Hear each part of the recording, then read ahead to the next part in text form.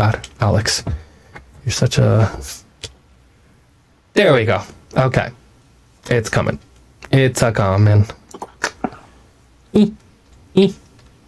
Okay. And it's back. And it is back. Back on track. So, welcome back. There we go. Here we are. It just took a little moment for everything to catch up.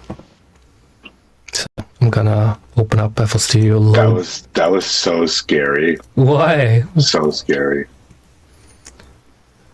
Yeah, no. I told people before we started that technical problems it's gonna happen. We have double audio. Oh, we have double audio. Okay. Mm-hmm. So let me, because I have two microphones on. Okay, we're good. There's so many issues, it'd be too many to name. So we're just gonna keep going with the music. Yeah, I have to open up the FL Studio project again, and since it's like 300 tracks, it's gonna take a little minute. So we are back. Had to full restart the computer.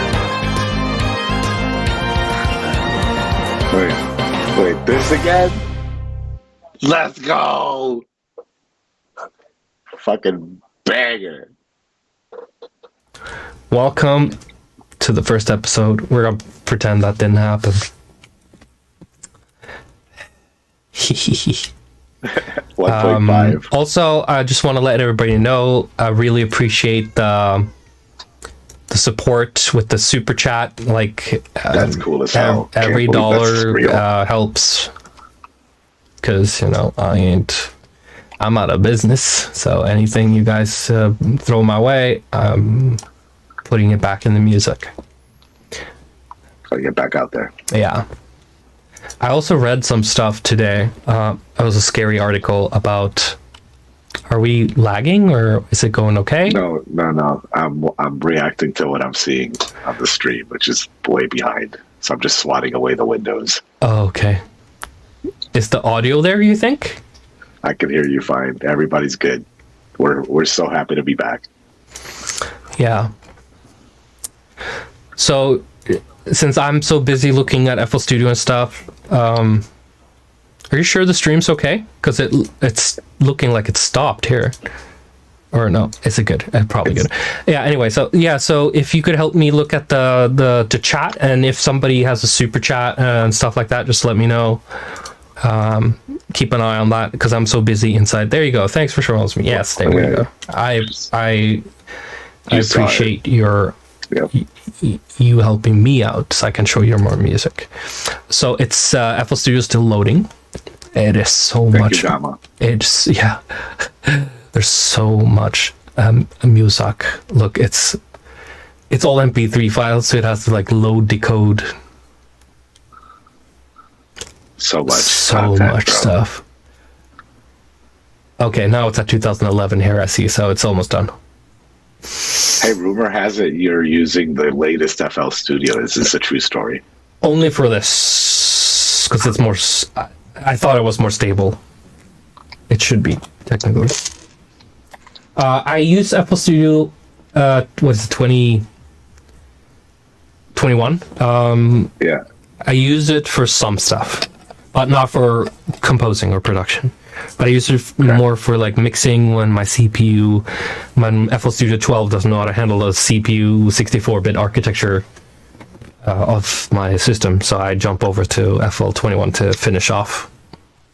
Okay, here we go. Interesting workflow. Yes, it's interesting. It's a little bit... I had an analogy for this. A euphemism. But it is lost to me right now. We got double mic. Are we double mic'd again?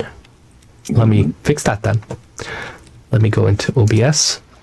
Double mic'd. There, we should not be double mic'd at this point in time. No more double mic. Mic is bad enough. That he's 2 times around, that's terrible. Too much mic. Okay, so yeah, before we crashed, we had a little bit of like a run through of my old songs. We started end up in my actual high school.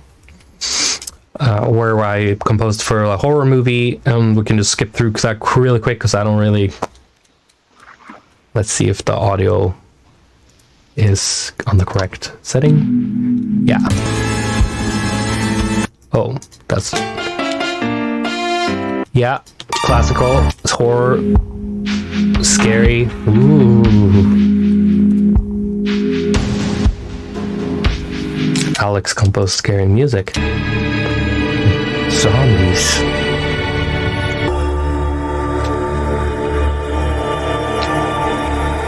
Okay, and then more breakbeats, of course, because that was the thing at the time, and I like to do sample the times I live in, so that's what I was doing.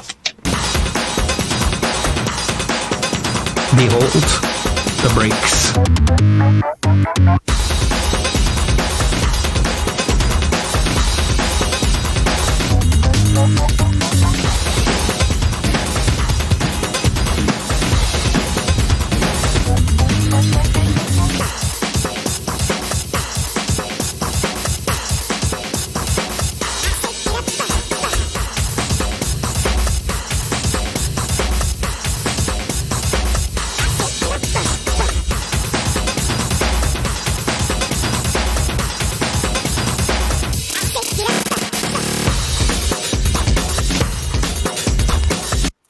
Also noticed that I'm not using like amen breaks or too much of the very simple classical breakbeat loops because I didn't know that was the thing.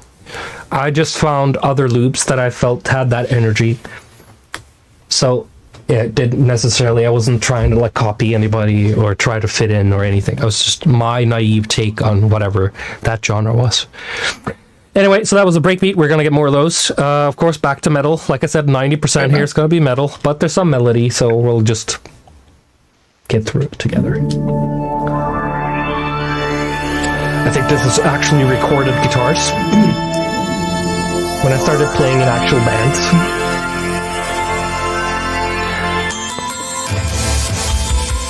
Oh.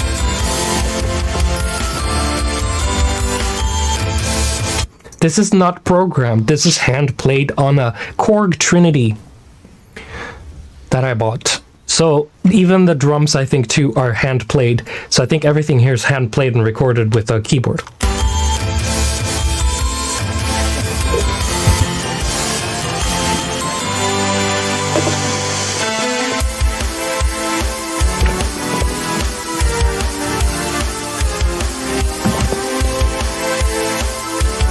Yeah.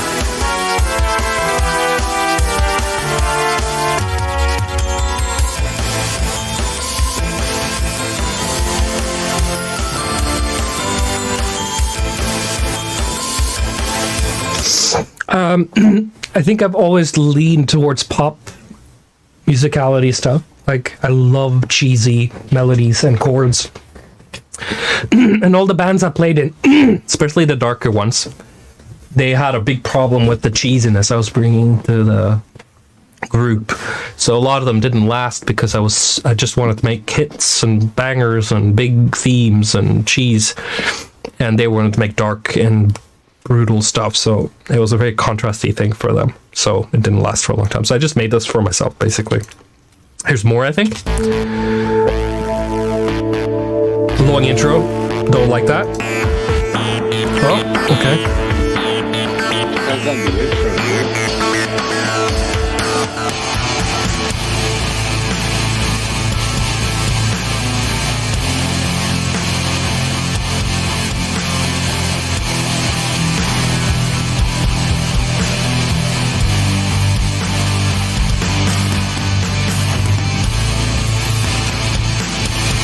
Yeah, heavy. And then, of course, get down to the business. Here we go into more melodic stuff. And I think most people that know the core Savant stuff will hear a lot of the melodic stuff have a lot of similarities. 2004. So 10 years before Zion and Protos. Let me just unmute.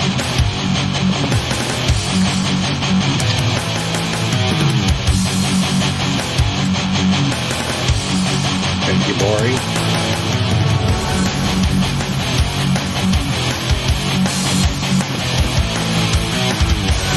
This is recorded guitars. The drums are programmed by me.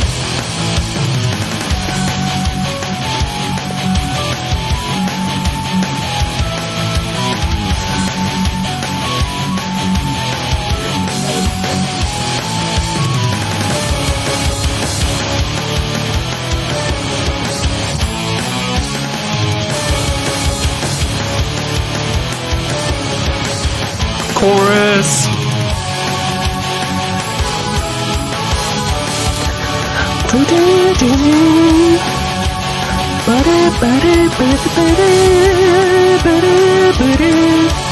Yeah, cheesy. I love it. This one is kind of boring. I'm gonna skip. I was committed to a mental hospital when I was like 16 because I didn't know why I was so strange, and I thought I might have serious issues that might be a danger to society and etc. And other people would tell me the same things, like I was extremely abnormal person. I was acting very strange in school. I had no problems connected to people and stuff like that. I was just so extreme emotionally, and my humor was 90% kiltered, and everything was just strange about me. And I would joke about things that were super not safe to joke about, stuff like that. So I was basically committed something I requested to be committed and to do like I almost called it an excavation, but like a study of like what could be the issue. And it turned out I was highly autistic. And this is also the reason why I called the project Savant, is because they told me at the hospital that they've never seen anybody, and the doctor that gave me the diagnosis was they called him in from Holland, I think. And he specialized in autism and Asperger's, and he was just like, this is close to savantism as you're gonna get, because I came in there with my laptop and just showed them thousands of songs, and they were just like, what the hell, like this is not normal. Even for Asperger people it wasn't normal. So they were just like, it's like a sort of savantism but with like a high function reasoning at the same time. But if I look back, I don't think I was reasoning a lot. I was very crazy. I was out of touch with reality completely, and literally just made music 24/7. I didn't have anything else in my life. So when I was at that institution, I met another Asperger girl who played the violin, and she recorded a track at home with me, and it was awkward as hell because she also had Asperger, so she didn't say anything or know what to say. So she was just like cringing, I was cringing, and of course she was a genius or whatever, but I recorded it. I don't think it sounds too great. It's a violin. Where is it? Where's the violin?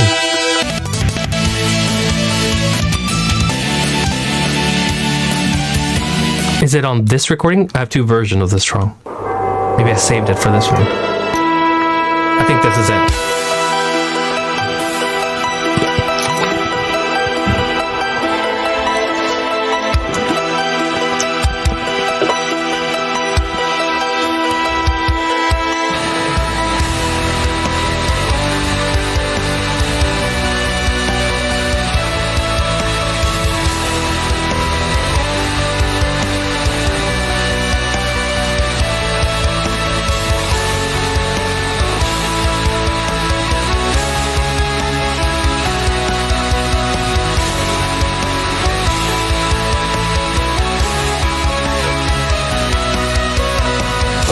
Yeah, so basically she was recording back in 2000 and whatever this original take was, 2004.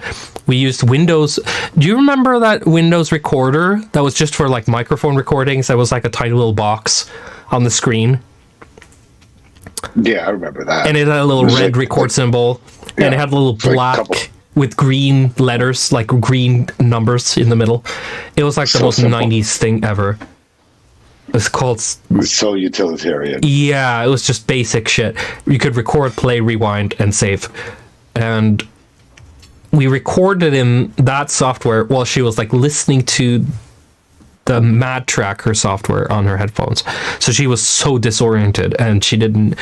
So I really learned as a producer that, you know, you gotta treat your guest in the studio with some more professionalism. So she was really out of it, and as soon as we were done, she didn't say a word. She just packed up her violin and left. We never talked ever again. Done with the session, talk to my manager. Oh yeah. This was 2004. I lived in my grandparents' basement at this time. Okay, so we're going on to more melodic stuff. A little power metal.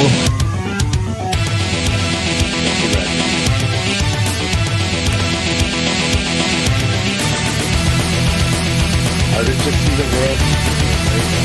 What do you say? I see it with my son. Artists just see the world in a different way, man. Like, I see it with my son now. He just sees society and color and everything different. You know? This was a very innocent time. This is a very innocent time before social media. I didn't have an internet to upload to. I didn't have anything. It was just me in my echo chamber, listening to, buying CDs of artists I liked online, listening to them tirelessly, and learning from listening. I didn't have tutorials. There was no magazines. There was no place to go to learn this sort of stuff. It was, you wanted to do it hard enough, you did it. It was nobody's helping you with this shit. There are some mentors I met along the way, and I'll get to those, but they come very much later. Okay, so more. I bought a keyboard. It was called Korg Trinity, and I bought it because some of the black metal bands I like had it, so I bought it. And then I just recorded a bunch of stuff live. I think this is also a track I recorded live.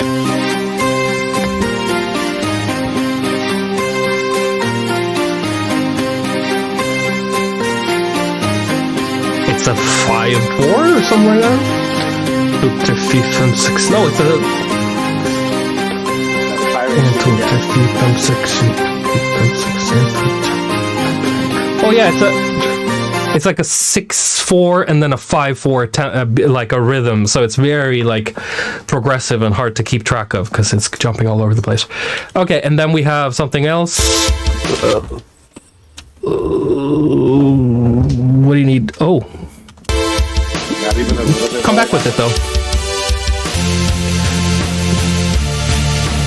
Coffee. I don't know where this is going. Oh, a little video gaming.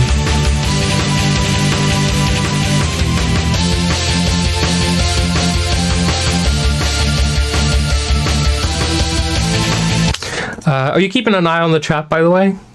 I am keeping an eye on the chat. Anything? Just had a super chat come in from Harmon Jan. Thank you so much. Oh, well, thank you.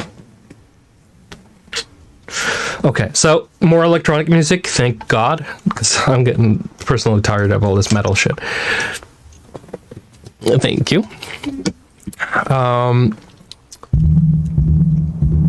This is one of my first, I would call it, alternative dance tracks ever. It's very special, and I was, there was no loss, there was no mainstream EDM big thing. It was just basically CDs you bought at the music store, and you didn't really know what was hot or not, or if it was a compilation or Tiesto. Like, you didn't really know the culture, what the mainstream was, so you just like guessed a lot of the time. So I made a lot of assumptions, and it was like dual scrolls. Yeah.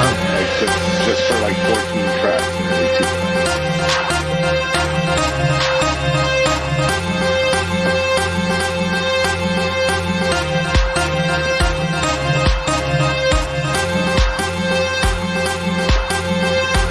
I gotta turn up the volume.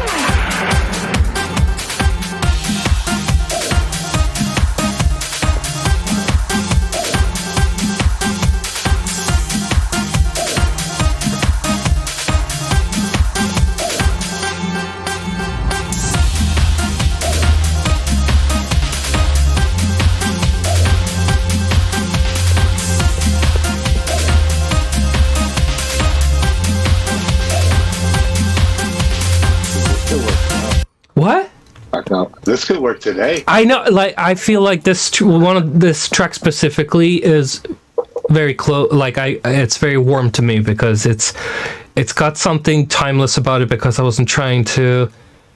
So pure. Yeah, it's very like experimental, you know, and by doing that, it turned into something very original. And I think my sensibilities at the time was nu metal, Linkin Park, and you can hear that in this.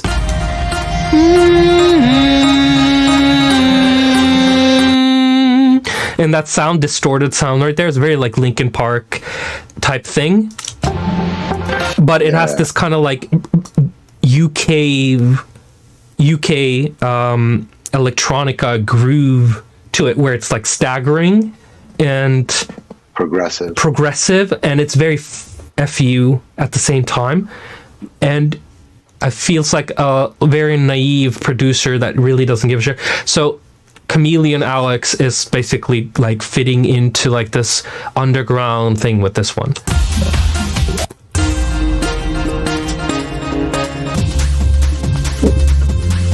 Oh, I gotta hear that from like a Reese bass in the background, and the highlight on the top.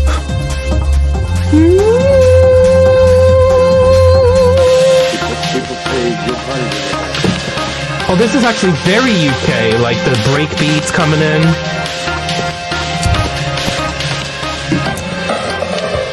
Oops.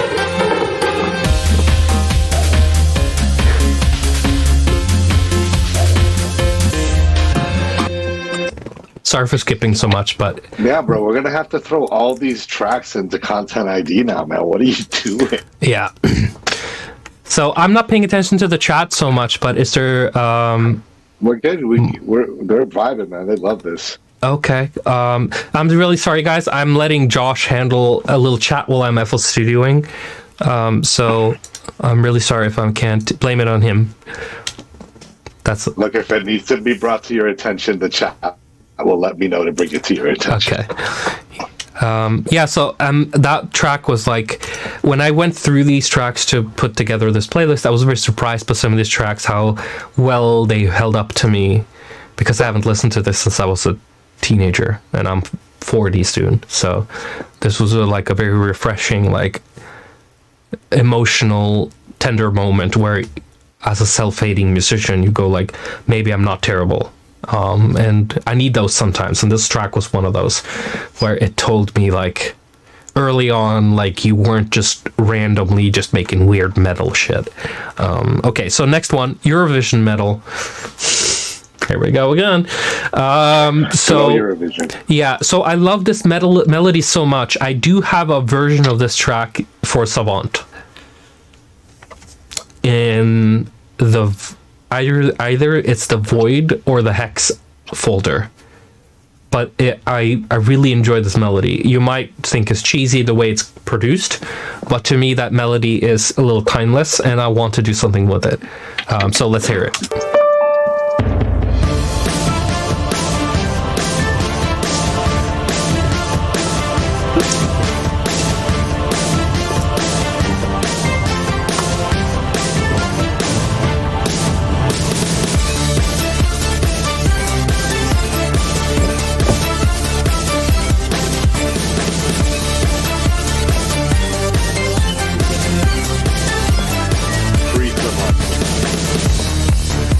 Yeah, I love the cheese. Whenever I get close to a Max Martin type production or melody, I get very proud of myself.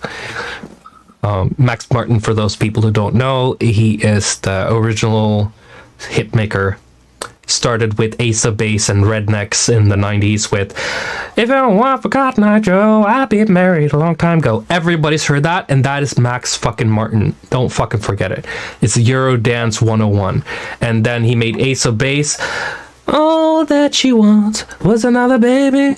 All that she wants. I Saw the Sign was my favorite one. Oh yeah, okay. I Saw the Sign. I don't remember that one, but it's a hit. I just know. It's catchy. Yeah, and then of course he made all the biggest hits from Backstreet Boys. And Britney, he made Britney Spears. Like, "Hit Me Baby One More Time," all that shit's him, Max Martin. And then after that, he also did what she called the chick who won the American Idol, something Jackson. Is that what she's called? K something. Kelly Clarkson. She also made her rock song. I don't remember. Yeah, Kelly Clarkson. She made her a big hit. And then he, of course, made Taylor Swift's Blank Space, Katy Perry Black Horse. And anytime a person, even today, wants to have like a guaranteed Billboard song, they reach out to Max Martin. So big ups, Max. You are my hero. Oh, my camera just turned off again. This is not good. That camera's so much fun. Oh my god. I mean, at least you look good in it. Oh my god. Is the battery dead already? It can't be. Well, here's a good thing. Let me just turn it back on, please. Is it back on now? I can still hear you. There we go. Yeah, It's good. just, it's idling, so it's shutting off on idle. Oh my god, I got so scared. But anyway, Stupid camera. It should know it's at work. So I just wanted to finish my tirade on Swedish super producers. You were glazing Max Martin just now. Max glazing. I will do anything for you. Call me Shellback. You're a producer, homie. I want to work with you guys. Talk to me. Let's go. Yeah. Anyway, so I grew up with that shit because my sister was listening to those things and she was like older than me, so I got all that Euro dance cheese through her. My Tiesto CD from 96 or 7 was from her. My Breakbeats Prodigy CD is actually her CD. So everything I do today with electronic music is because my big sister had those things and she was out clubbing and raving and shit. And I just sat at home being autistic and taking her CDs. Anyway, back to our cheese bonanza. So breakcore, that sounds good. This is also some Black Hawk Down, helicopters crashing, trailer music type shit.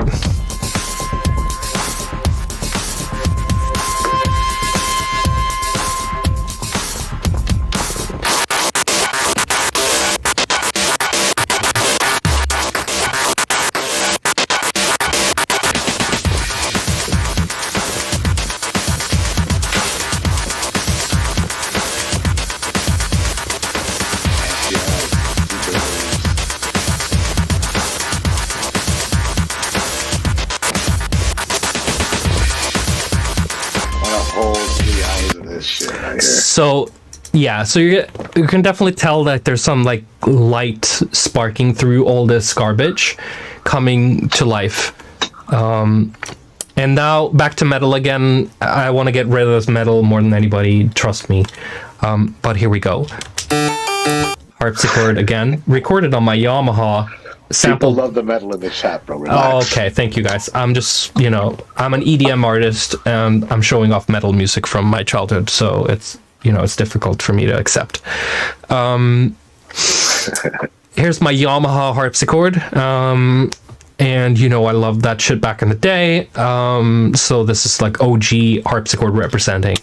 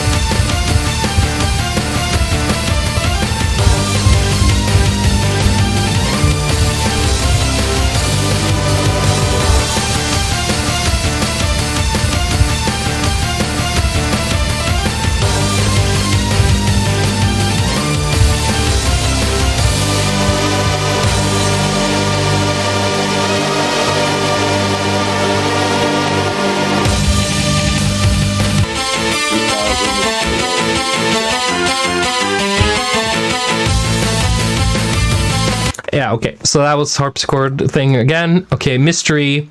Ba-da-dum, ba-da-da-da-dum, bam, ba-bam. There you go, yeah.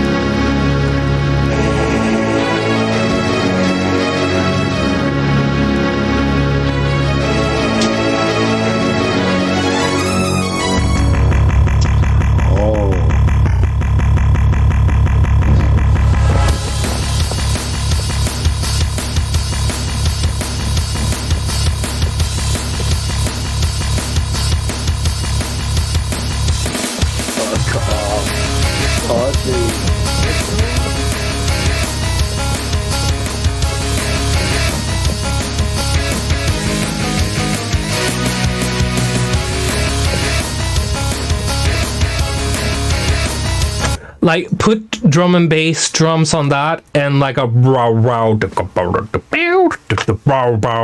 something like that, and it's ism right away, you know. So a lot of people have to understand that genre doesn't matter. It is, music is so universal, and if you think that genre is a thing, or legit thing, or even instrument choice or anything is a legit concern, then you are really seeing the world in 2D. If you see it in 3D, you understand that this is just a formula, a piece of math, a piece of notes and harmonies that would sound different, but still good if you put it into something else. So if you had rocks and spoons and rubber bands and tried to recreate this, it would still be a vibe, is what I'm trying to say. So I can hear now, listening back to a lot of my Savant stuff, has been trying to recreate a lot of my younger years, and you can hear a lot of these melodies and grooves and everything. That everything's just a loop. I'm just the chat's going crazy because like they're like saw chain, saw chain, the song. Yeah. Oh, I don't even remember what that sounds like, to be honest. That's a little embarrassing for me. Saw Chain's not going to be in this one. We're going to talk about Savant albums in the next episode. They're just saying the intro sounded like it. I have to agree 100,000,000%. This with chat. This sounds like Saw Chain. Maybe it does, because I do give myself. Sorry. Look, you just said, right? Like your whole Savant journey is like trying to recreate some of this stuff, and like it is pretty typical to reuse themes and stuff. Yes, it makes a lot of sense. Yeah, because nobody's ever heard the song before, so why wouldn't I use it for something that everybody's going to hear? Exactly. And you will see that a lot of the later stuff here, when it comes close to 2009 and stuff, that a lot of those things are some of my best work that I've ever made, and it is stuff that are remixed poorly in Savant. The original tracks were so much better, and then You've said this. I have raped and ruined those tracks to make a Savant track fit a Savant formula. And I will get to the heartbreaking story of why I started Savant in the first place when we get there. Okay, let's just continue. So Mystery, that's not terrible. Here's a ballad, one of the only ballads I have. I have 2 or 3 more ballads, but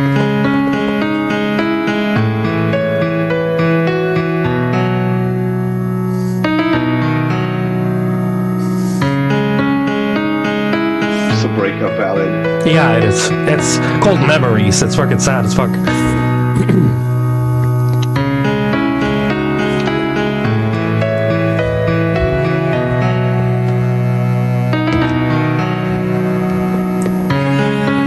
So many hearts in the chat. Oh.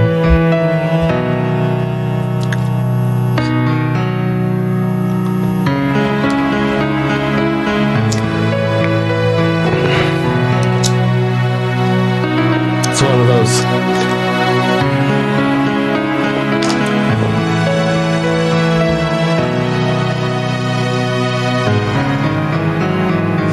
Yo, let me read back one of the super chats. Yeah. While this is playing. Okay. This is from EMBT. This will probably be the only chance to say this to you. Thank you for literally indirectly saving my life when I was a teen. Your album Protos and Invasion came out when I was in a dark time. Lots of really fucked up problems. Thank you from the bottom of my heart. Like I've love to see this kind of thing, man, because you have touched so many people on that level. You know, it's surreal to be part of something like that. But I feel you. I had the same thing with some of the music artists that I grew up with as well, where I sent them emails. I were in their forums on the internet when they were called forums. I wrote them letters in the mail, and I never heard back from any of them. But I had moments where things were very dark, and these people saved my existence. So I sympathize, and it's really difficult for me to understand why I'm that person for you right now. Because you're awesome, man. Yeah, I don't know about that. But keep going, dude. Yeah, keep going. Thank you, though. Appreciate it. Right on. Rock on is what I would say. Since we're on this rock. Oh, babe, by the way, no more rock. Throw the rock out the window. We're going to take a break from rock. Thank you, Lord. That was emotional, bro. I know, that was like it's great. Song for that. Listen, I'm the biggest hater of my own work. Like, you cannot find a person who hates my stuff more than I do. It's just a good moment. And Josh has had the painful pleasure of working with me for almost over 10 years now, and he has had to deal with me hating absolutely everything I've ever put out and done, hating me playing live, hating everything. I could speak Asperger's. Yeah, I struggle so much with enjoying the moment and my life that we're going to talk about that in another episode, the darkness of LA, basically. LA dark, or as John Carpenter would call it, Escape from LA. Escape from starring Snake. That's me. I'm surfing the fuck out of there. David Ted in the chat's asking, isn't it the same with every artist? You know, like I've represented a lot of different people over the years who got to meet hundreds of artists, and everybody has a similar drive. It goes negative, it goes positive, but everybody handles it differently. Yeah. You know, at the end of the day. I've never really met anybody who hated themselves that much. I know a couple, and we'll talk about that privately because we know who those people are. But most people that we've been across and I've grew up with, they are pretty okay with their success and pretty happy about who they are as a person, and would fight another person to protect their legacy. I am on the opposite spectrum. On the side of the spectrum on that, unfortunately. But on the spectrum, fragile. Yeah.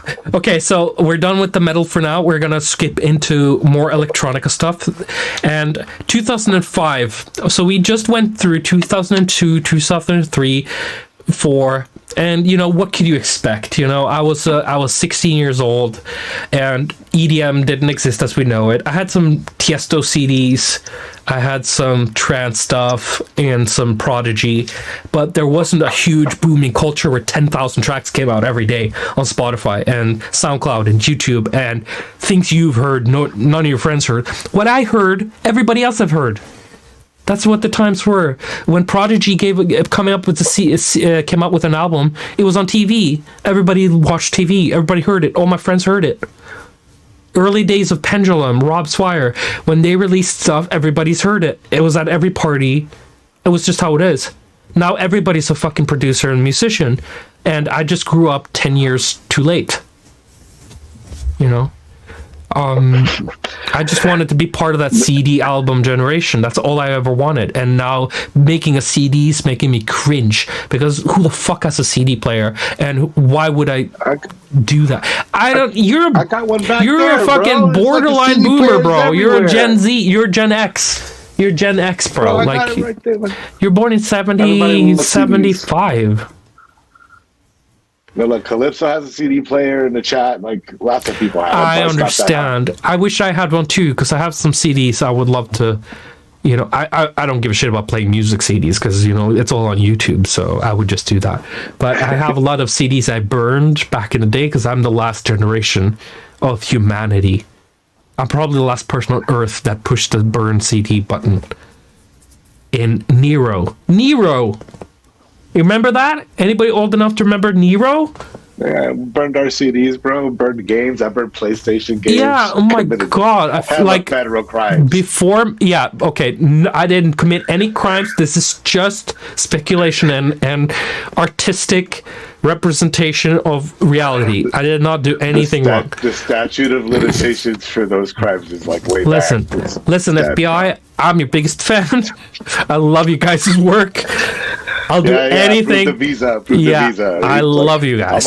I'm already a citizen. You need better people in this country. I've only been positive towards the US. Okay, so let's go into electronica mode. Back to breakbeats this time.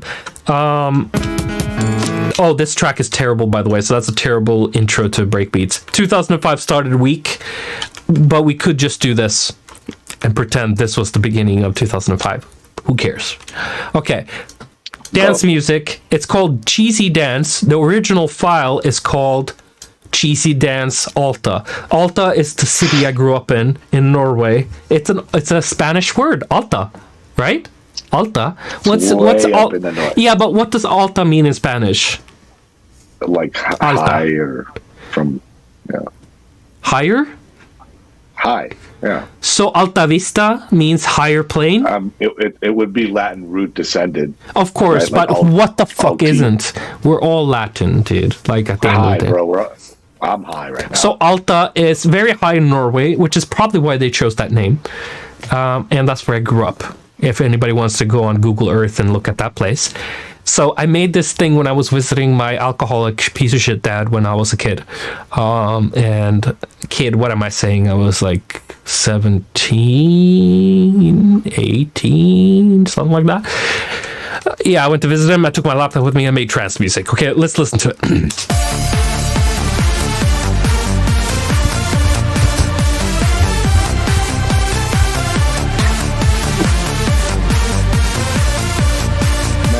This is still what they're playing.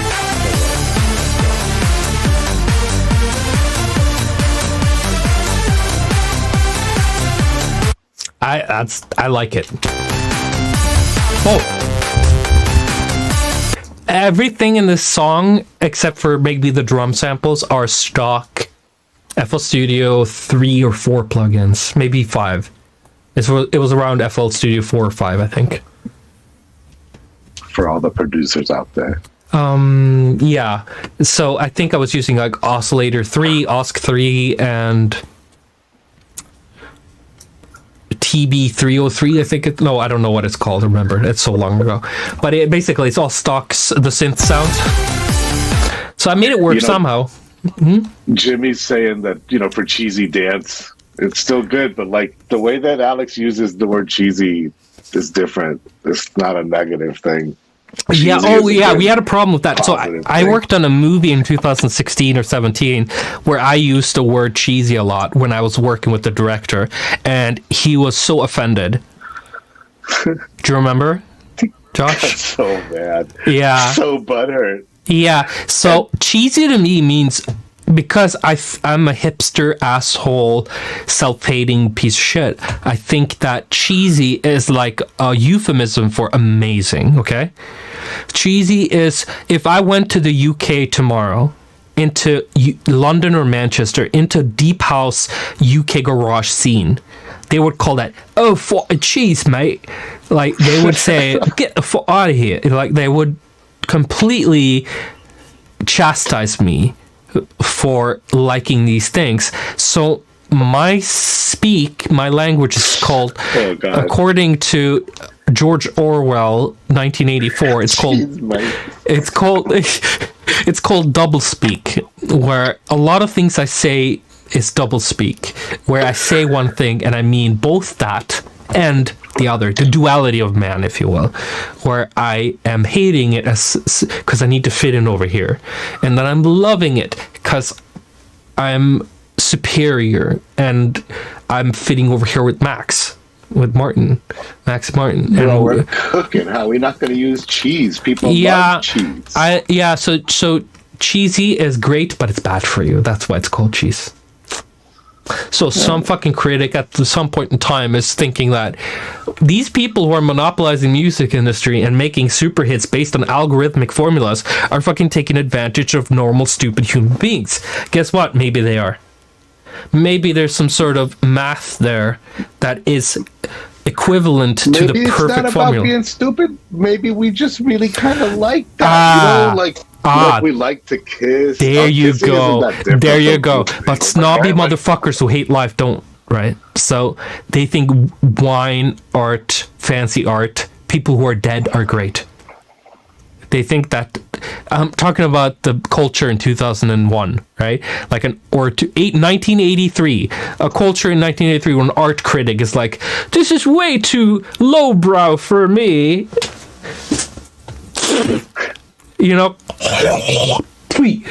This wine tastes like dishwasher. Where do you find this? Is this a Bordeaux 1974? You know I'm better than that. Like, it's about highbrow versus lowbrow, and my double speak is about highbrow versus lowbrow.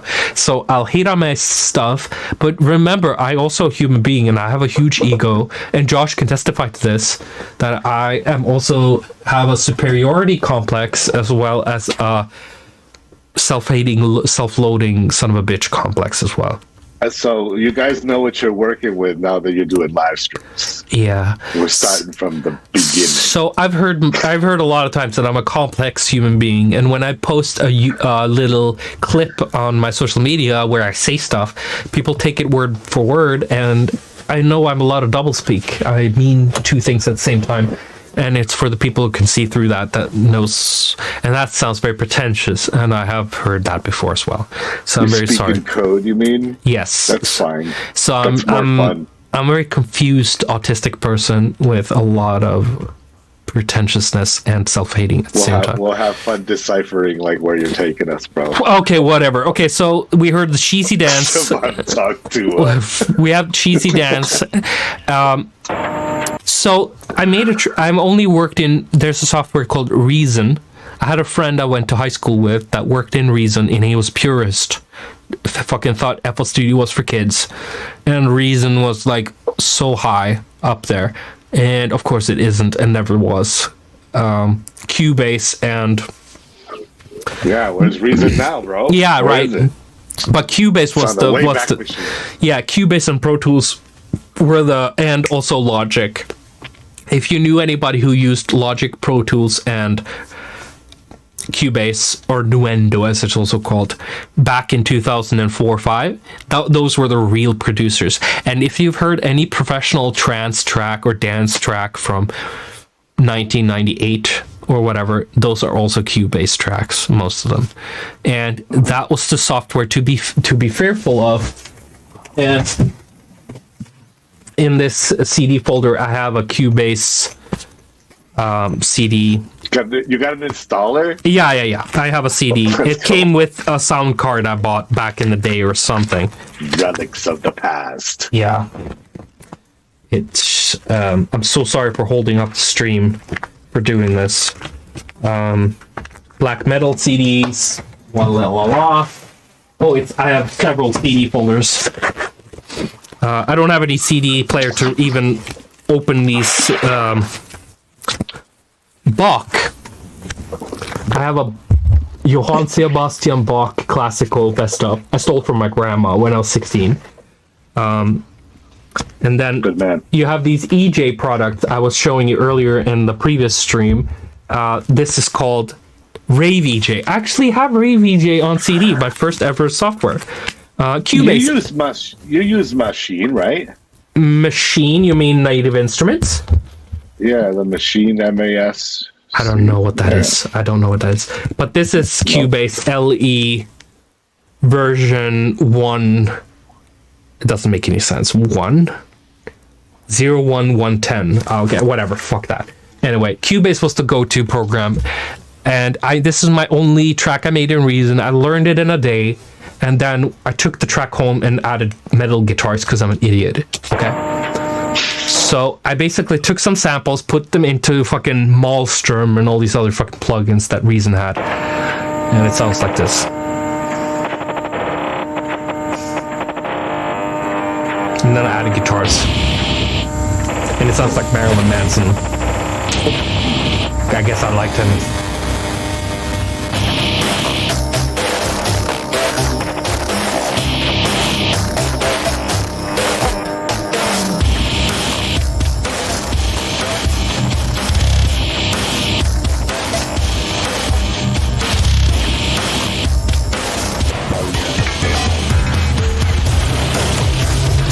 Okay, it's too noisy for me. I'm an old man. This is so good. No, old man Alex is like, ooh, I need quiet music.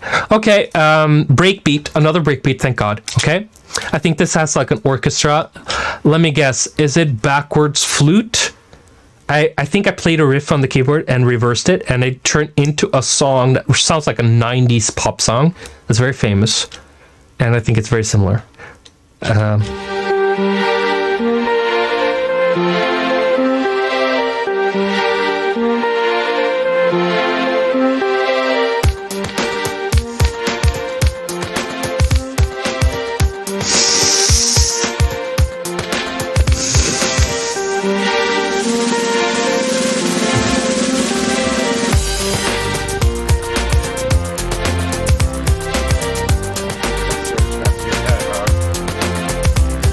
¿Qué, María?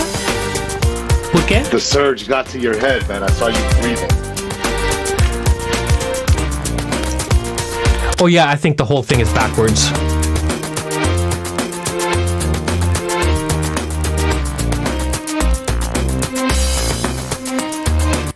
Yeah, so basically I basically played the whole song backwards, and then I figured out what it was going to be, then I played it backwards, recorded it, and then turned it backwards so it would fit in, because I thought that was a clever thing to do. But guess what? Okay, here's a hip-hop song from 2006. Now we're getting closer to Data Crash, okay, by the way. Data Crash is an euphemism for Alex, for me. I had a hip-hop project that I created. It's an alias. It's an alias. It's called Data Crash or Ninja Spliff or a lot of other things.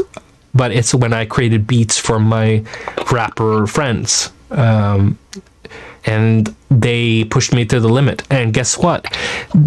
Savant wouldn't exist if they didn't tell me to make dubstep. Because guess what? In 2009, dubstep was a rapper thing too, not just the producer thing. A lot of people wanted to do the UK grime dubstep thing with rap music. So some rapper friends of mine forced me to make some dubstep so they could rap to it. They came to my house and they were like, listen to this, and they showed me some dubstep. I want to rap to something like this. And then I made dubstep, and that's how Savant was born. And I have those tracks further down because I didn't like it. I just did it for them, for my rapper friends. This is also why you can hear some rappers on some of my earlier dubstep stuff, like Alchemist and stuff like that, where I have Genocidal, which is my friend Eric, which calls himself Egos today, and then Svanur, my Icelandic buddy, he was called Svanur Paparazzi back in the day, and today is called SVNR Svanur, which is Icelandic for swan. Surprise, surprise. They just put ur at the end of every word. Svanur, legur, lesser, lupur. It's like Elvish from Lord of the Rings. That's what Icelandic is. Okay, so this hip-hop track, whatever.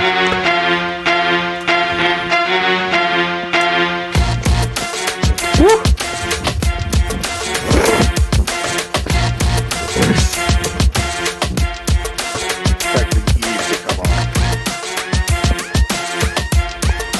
I'm getting a little bit of like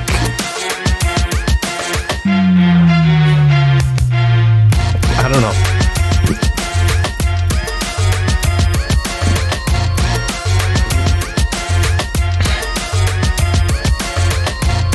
I was listening a lot to Dr. Dre, Timbaland, DJ Premier, and Swiss Beats, and I think what I made back in the day was like an amalgamation of all of those producers in hip-hop. Of course, great producers. And as a white guy from Norway, getting into an Afro-American space was like a cultural shock, if you will. Hip-hop isn't, today everything is trap music. A lot of people are making trap and hip-hop, but back in 2001 to 2010 in Norway, in Europe, which is a very cold country and very, very white country, people still listen to accordion music to go to dance to. So it was very like a culture shock for me to really get into both African music and Afro-American music, and realizing that there's so much about that stuff that my genes cannot comprehend, and that I have to grasp in some sort of shape, way, or form, intellectualize. You gotta learn, man. Yeah, I gotta learn. And I'm very sensitive to the topic, so I'm very respectful and sensitive to it. And when I made hip hop, I had a lot of great mentors around me to teach me. And this is, I think, before I met those mentors, so it's a little bit stiff. Yeah, we're getting to some better hip-hop later. Also, the Data Crash stuff is not so represented in this stream, because there's literally 400 tracks or whatever with Data Crash, which I cannot even pick the best I picked some, but we can do a Data Crash retrospective. Yeah, on we the can, anthology. and also we can live stream the anthology. I would also love to get my buddy Swanner on the stream to talk about, because he's the one who teach me how to make hip hop. He's been incarcerated. Oh, give me a second. My camera just went rogue. He was incarcerated, and he was a bad boy, you know, like he's a bad boy. He has a child and he's getting married and stuff today. But back in the day, he was a bad boy, you know, and he taught me a lot about this hip hop culture stuff.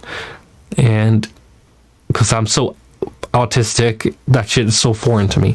Anyway, okay, so hip hop, RPG music. So a friend of mine was doing Neverwinter Nights. Did you play that stuff, Josh?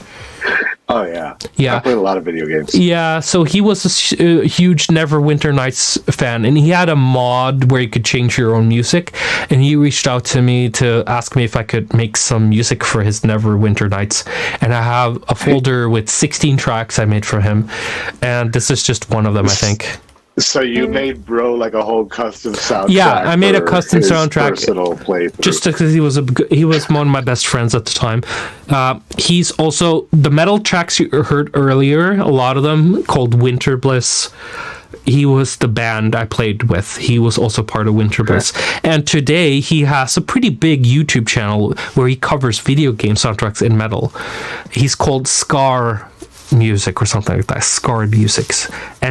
I love that stuff. Yeah, and he played. I met him in high school, and he was into trance music. I just turned metal goth, so I came in there emo with black fingernails, white contacts, long black hair, and he was producing in FL Studio. I was producing in Mad Tracker, and what we did was we flipped. I gave him Mad Tracker and showed him metal music. I bought him the what's it called? The spikes, the metal spike arm bracelets and stuff. You know, the metal guys used to be like Dio and not the chokers, just for the arms, like the metal, the Dio and the 80s, 70s, 80s metal stuff. So I got him that, try to get him into metal, and then he got me FL Studio 3 and showed me how that worked. And I want to give him tons of props and respect for forcing me to do FL Studio. And then he started doing Mad Tracker, and then we started a band together. And so you traded fashion for tools. Yeah. Not fashion, hilarious. it was a sound, it was a style of music. So he basically started listening to metal music. I started producing in FL Studio, so that was our switch. And now today he's doing a great job doing metal covers. And he used to be on Section Z. He was huge on Section Z. He was called DJ Cyrax from Mortal Kombat with 2 X's. And he used to do Final Fantasy trance remixes. Right. Okay. DJ Cyrax. He was very proud of his songs. They sounded great. He taught me how to make synths and FL Studio, and I taught him how to, play the drums, guitar, and metal. I showed him metal music. Anyway, okay. I paid a lot of attention to the video game cover stuff because I fucking loved it. Well, he was rated pretty high on Section Z. He's the one who showed me Section Z, by the way, Josh. That's funny. Yeah, he's the one who showed me FL Studio and Section C at the same time. So we wouldn't be here together without this guy. And let's go. He's called Martin Skar. He's on Instagram and YouTube, and he plays guitar, of course, now today. But he was actually Toru in the chat, like going Savant and Anamanaguchi when that came and went, didn't it? Anamanaguchi. Remember? I don't remember. So we were asked to open, but it didn't work out. This was like in the beginning of APA. Okay.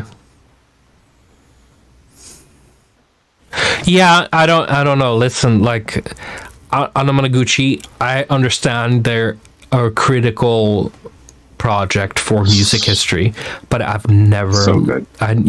See, Josh knows that stuff. I never listened to anything. To me, okay, this is really important. This is really important for the chat too. That I'm never into stuff because of the image that they have. Gucci, just like fucking compare it to metal again, because that's all I know, right?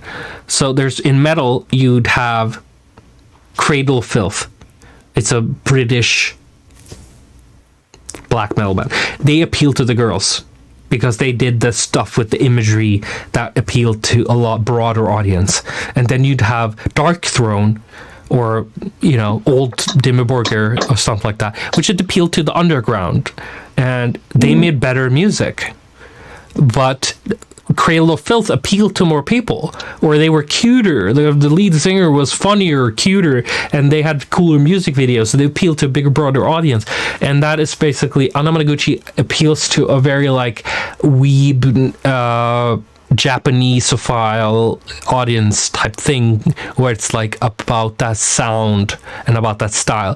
But to me, what's about it that's genuine musically, I don't understand, because when it comes to Japanese music, that's a different topic completely, or Asian music in general. I think what's unique about it really is just the video game culture. Yeah, I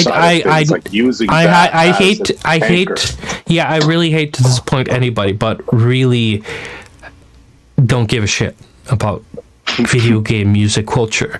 There are Graham Nortons, and there are the Rare guys from GoldenEye, Banjo-Kazooie, those guys, and there is I'm trying to think of any other video game that really made an impact on me musically. I don't know. I think the Rare guys are the only ones for me that really kicked my ass as a child. I was like, video game music is amazing. You didn't like the Quake and the Doom soundtrack. Quake was made by Trent Reznor, and he wasn't a video game guy, so that doesn't apply. That doesn't apply. But Doom. The first video. Doom is amazing because it was trying to replicate Metallica and Megadeth and stuff like that. So that I like the Megadeth rip-off soundtrack a lot. I have all those MIDI files on my computer. And shout out to Mick Gordon, who made the remake 2016. He's a great guy. We talked a little bit, and I like him a lot. Anyway, so let's continue with the stream before we get playing, let's keep. I was going to start talking about the PlayStation 1 Wipeout, which had a bunch of fucking EDM on it. Oh, dude, that's amazing. And Wipeout is amazing. It's a time capsule. Groundbreaking moment for the genre, I think. Yeah, this track sucks, so I'm not going to play that.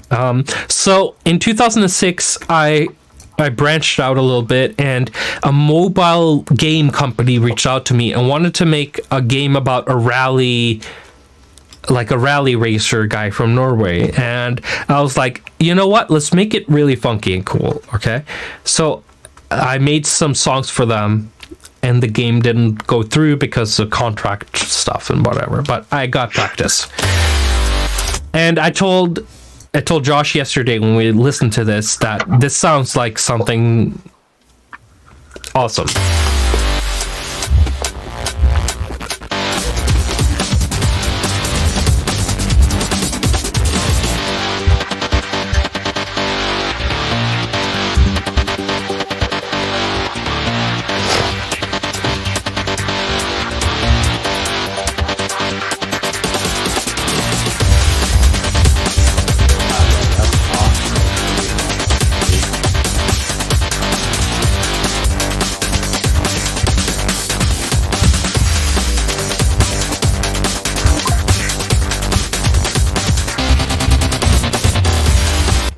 So, if people notice, when I do breakbeats, I usually do the glitching drum stuff. Of course, that's very, very Warp Records, Aphex Twin, and Square Pusher and stuff. But the reason I'm doing it is because of a guy called BT.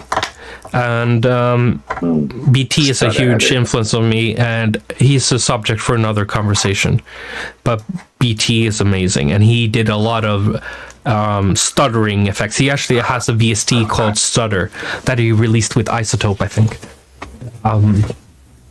Because he is such a pioneer in stuttering techniques. I've said this before, but the album Emotional Technology has a lot of like what would become like whole ass genres. Yeah. So BT is underestimated, and he was the mentor of AO5, Fractal, and Prismatic, and a lot of guys. All the bros. Yeah, and I hung out with BT, and that's how I met AO5 and those guys, because BT was, he's I think it's your age, Josh. No, isn't he like a Gen Xer? Yeah, I think he's 75. And when I hung out with him, it was basically, he was so enthusiastic about what the new EDM was about, and wanted me to kind of like dip into that with him, like show him what do you do with this modern EDM stuff, because he is one of the old school EDM overlords, and he also was friends with Justin Timberlake and all kinds of people. But anyway, let's save that for another time. Let's get through these rally tracks. This one's one of my favorites, by the way. I think this is Vengeance, the guys who made Nexus, or Schlaus, as I call him. He's the guy who invented Nexus and Vengeance, and he made a lot of sample packs and Nexus, which I made an ironic song about, which is really something I regret, because he's a really fucking amazing guy. It's a lot of work to create good sounds or sources.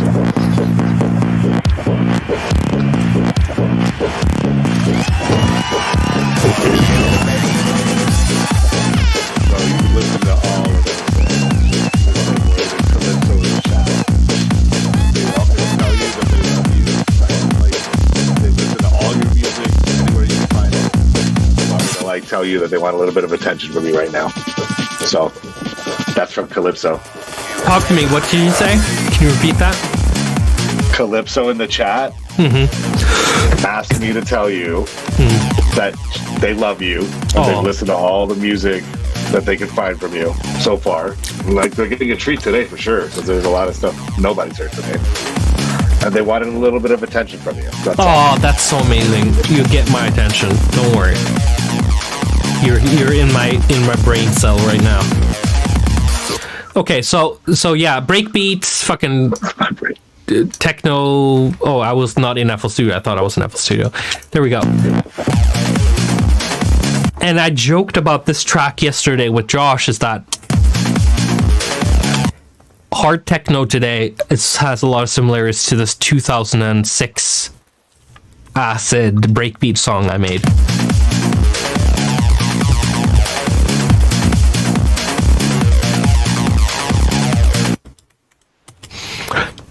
And even though I made a track called FUCK Nexus on Vario, I used Nexus a lot back in 2006.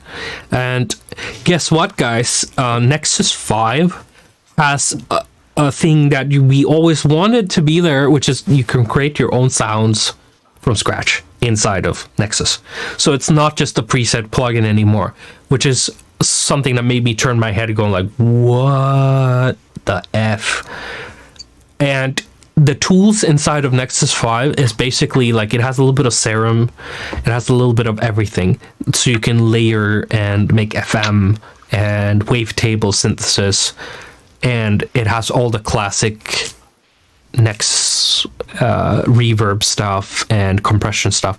So I've actually turned around on a lot of the Nexus stuff because of the create your own stuff from scratch stuff. But we'll have a stream about that some other time, where I do a production stream and I can talk about production methods and stuff like that, because a lot has happened in the 12 years since my last production stream.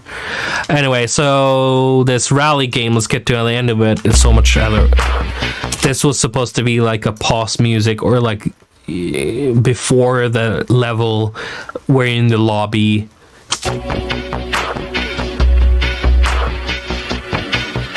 No? You get that vibe?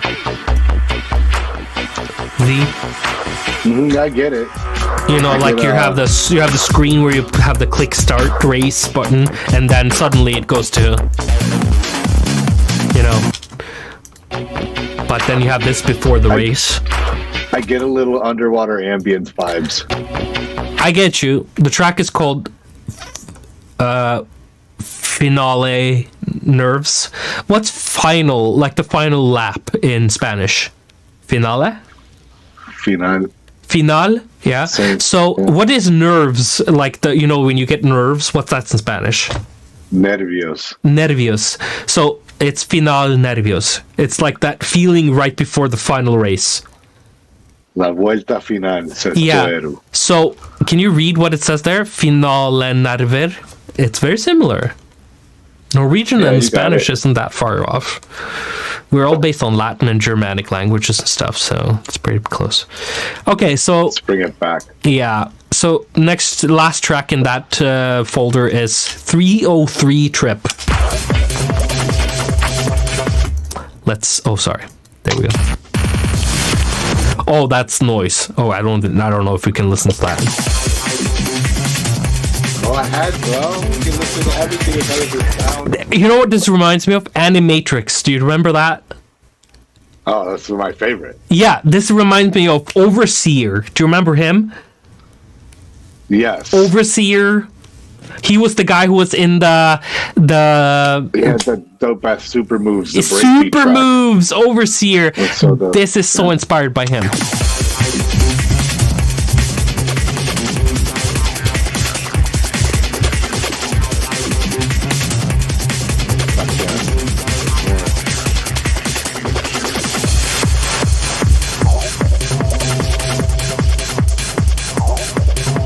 And I don't want to hear shit from people when they say, oh, you're making soulless techno music or tech house. I'm like, I used to make monotonous techno music in 2006.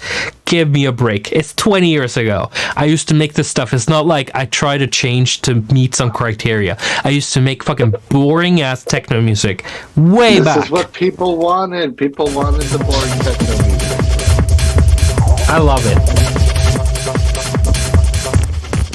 Oh, the syncopation on those bass sounds.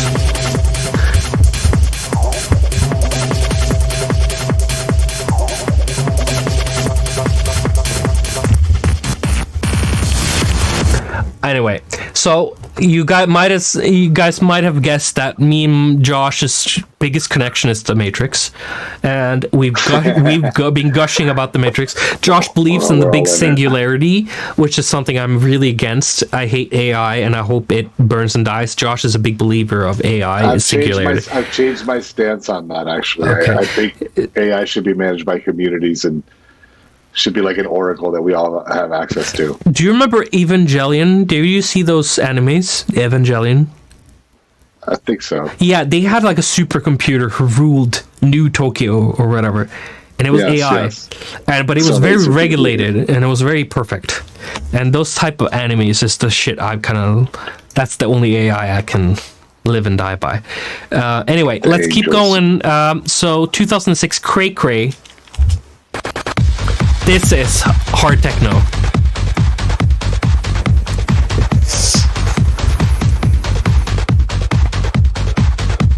I'm gonna use the facilities while you guys are listening to this.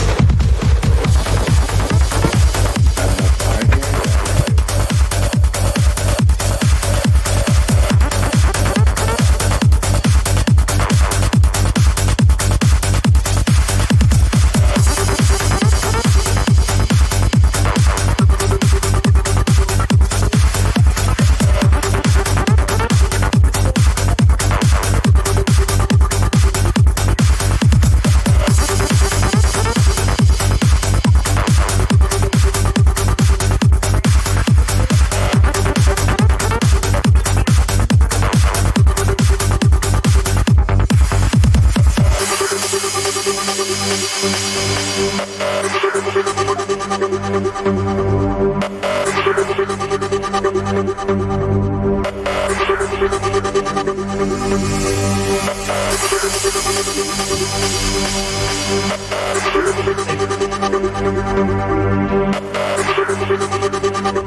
can you give it back to me? No.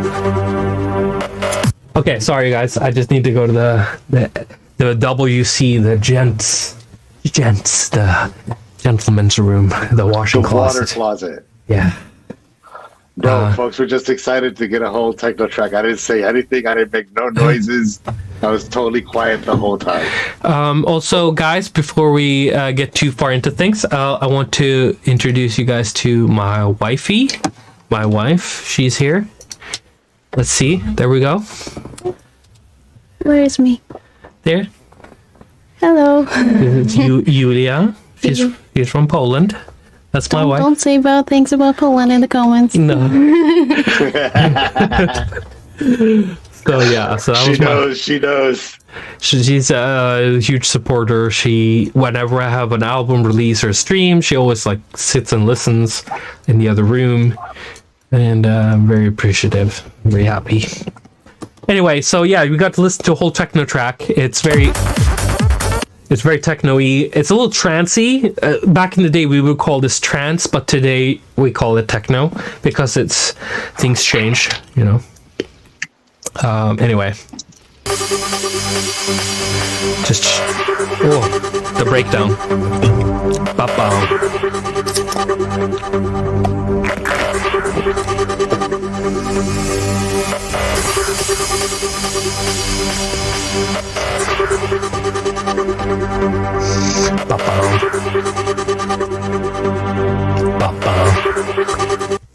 I'm so excited about this stream that I'm all over the place with my emotions and everything.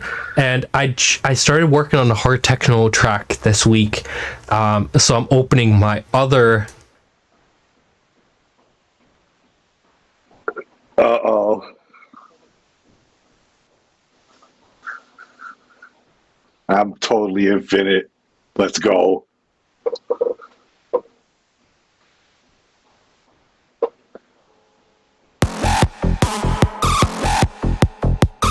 Yeah, keep me out of the stream so I can have a unrestricted recreational enjoyment time.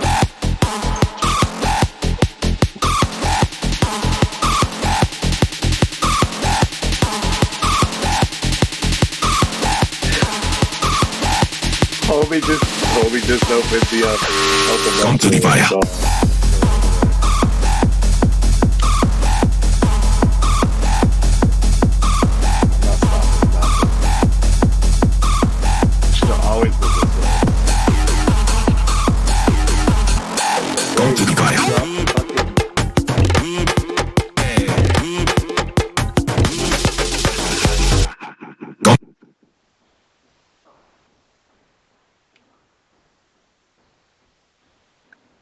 Anything. So we were listening to some hard techno. I literally made some hard techno like 2 days ago. I'm saying it's still alive with me to make that sort of stuff. By the way, if you guys want to hear, I know it's very fringe, like edge for a lot of you is the metal stuff, but I do have one of the earliest uploads on my YouTube is a concert clip from this track. This is an instrumental track of a track I made with my old black metal band called No Funeral. The track is called Staccato Stigmata. And the live version of this track is on my YouTube. It's the earliest upload. It's like way back, 2006. I think I uploaded it in 2006 or 7. So you guys can go back and look at that if you guys want to see the live performance. And there's no vocals on this because I just want to show the instrumental. But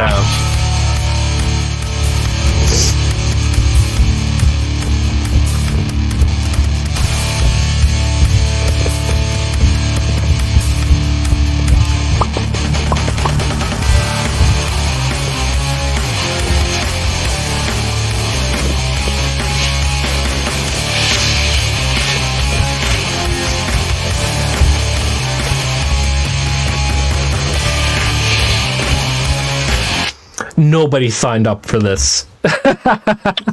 This is like when I was in 2006, I wanted to be so famous with this metal shit. You have no idea, and it didn't go anywhere because it's not that great. I'm super honest about that.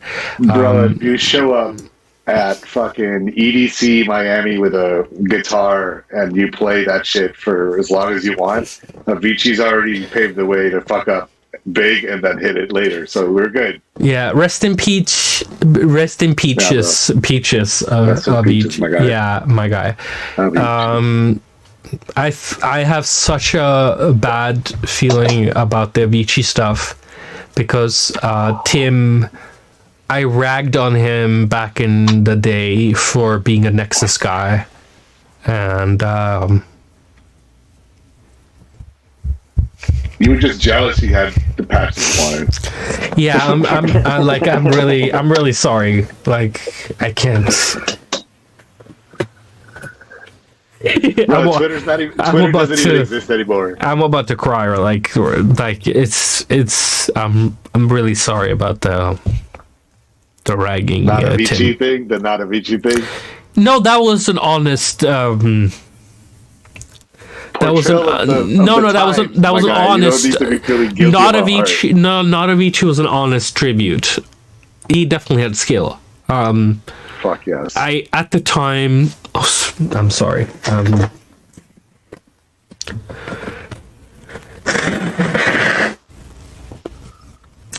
I ragged on a bunch of guys back in the day. Avicii being one of them, and then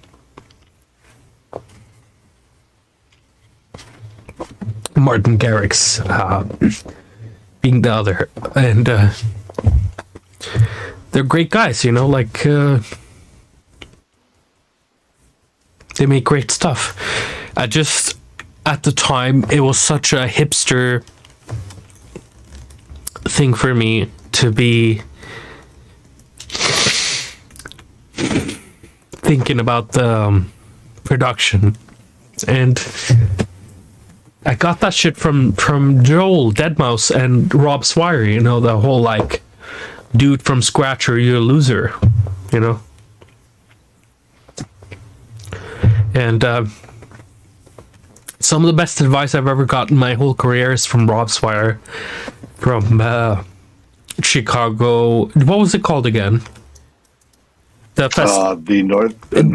North Coast Dance Festival. Yeah, so at North Coast Dance Festival 2015 or whatever it was, 16, we were in a golf cart with Rob Swire and Kill the Noise, and you know the Knife Party and the Kill the Noise guys and all that stuff. And when we got to our destination, Rob, bless his heart, took Josh aside, and can you tell what happened? I mean, he basically like gave you some pretty solid advice. No. Verbatim, he took you aside. What happened? I mean, verbatim ain't gonna happen for my old ass, bro. But it was basically like to the effect of, right? Like, tell the dude to take some more time with his releases and to hone in on like what he's really good at, and you know, no need to prove anything to anybody kind of shit. Like, just take some more time with your songs, and that's pretty much that, bro. Like, you weren't doing that at the time. Why did he take you aside though? It's so dramatic. I don't know, man. Like, managers be put in this position like all the time of vassal, right? Like, fucking, I want to tell him something that might be uncomfortable for me to put it to him, but the manager understands kind of like how to approach the situation. So, and he's been in the music business for like a long time before that moment for us, right? So he was just imparting that advice, and that's pretty much that. After that, you know, the communication between you guys was you guys. So yeah, no, we didn't communicate at all after that. But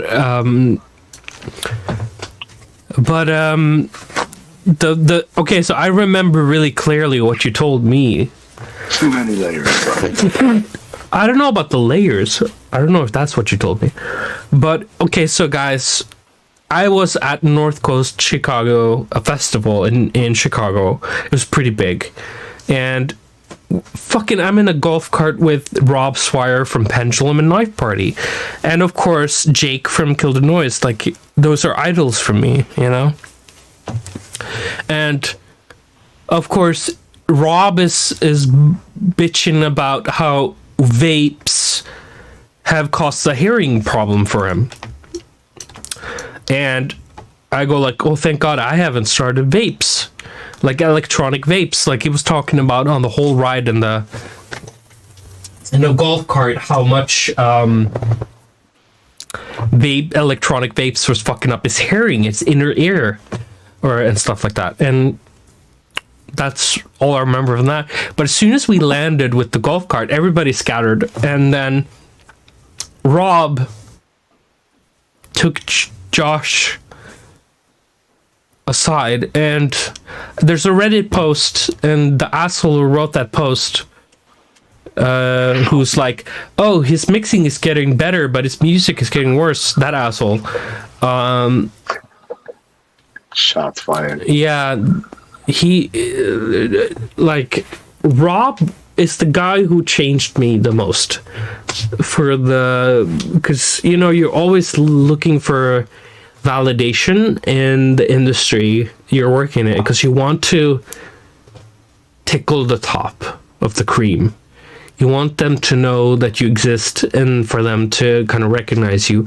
And I think Knife Party was some of the highest echelons for me, because Rob is such a technician and he's such a technical personality and he's so good at what he does that when he recognizes you, you know it's a big deal. And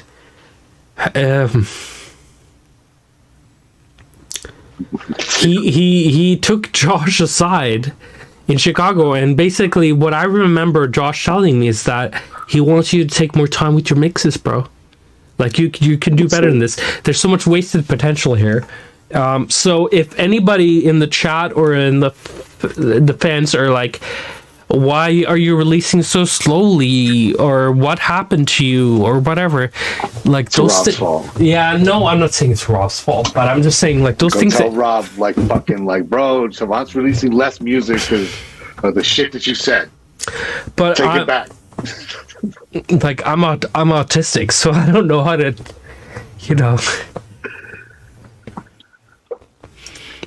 deal with that. It's difficult.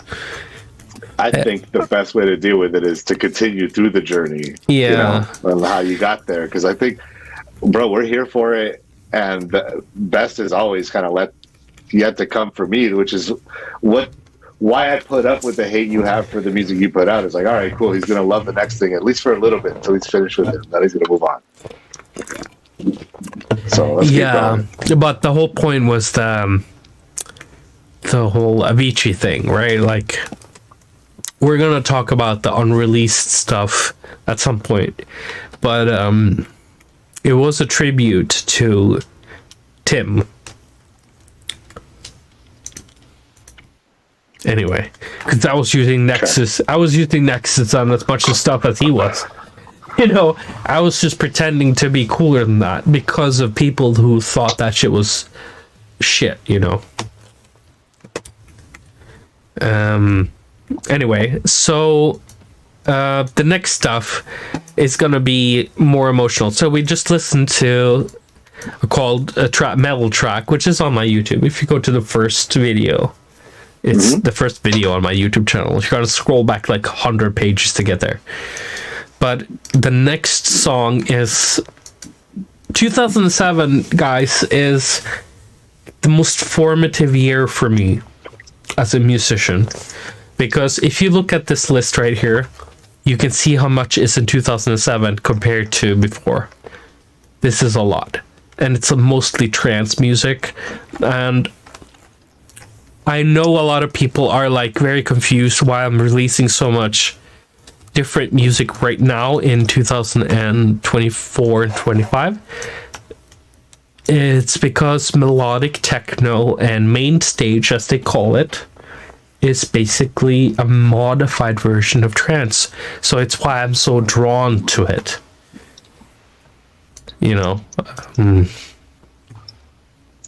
I got really emotional about the Avicii stuff. No, bro, it's all good. You gotta let that shit out, and this is what this format's for, you know? Yeah, but I could have been a corpse too. Well, you know it. You're not. We're here. Yeah, but you know better than you know better than anybody that I could have been a corpse today. Not on my watch. Yeah, I know, but in LA, that was a dark time, you know.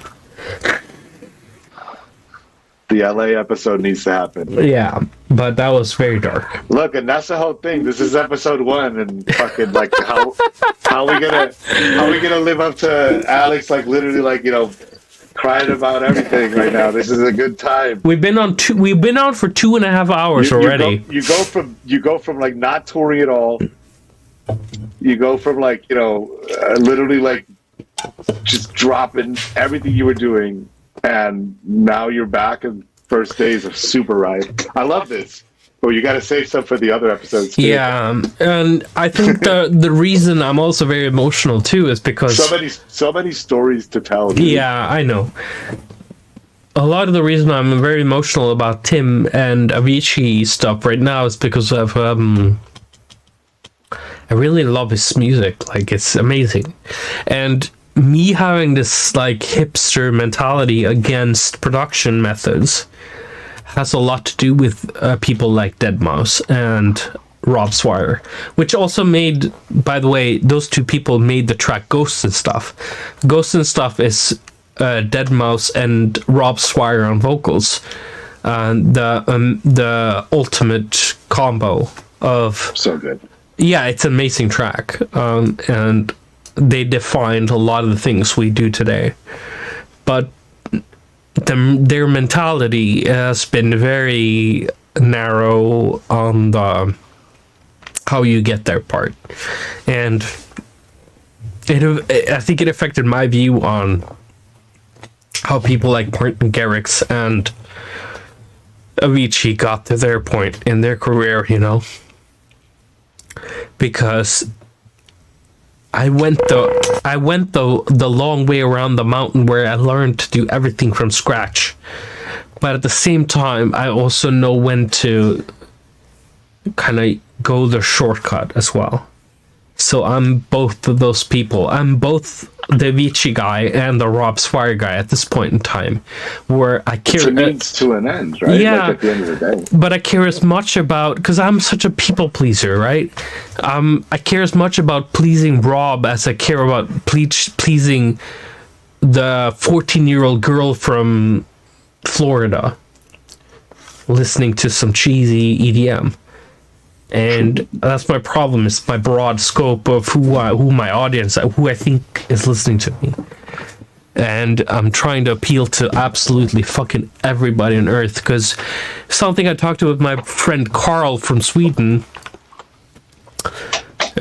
big shout out to Carl Nordstrom, and if you Google him, you know who I'm talking about. Nordstrom. We talk, because he also is very similar to me. We talked a lot about this.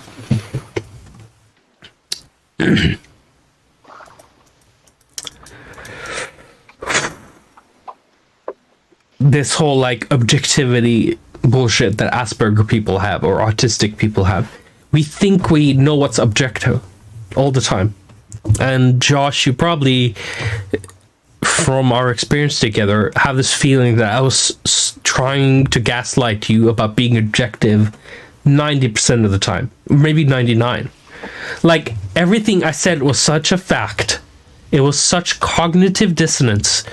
Like, because I'm so good at production, I know how everything else works. Right? No? Keep cooking. No, but right? Like to me,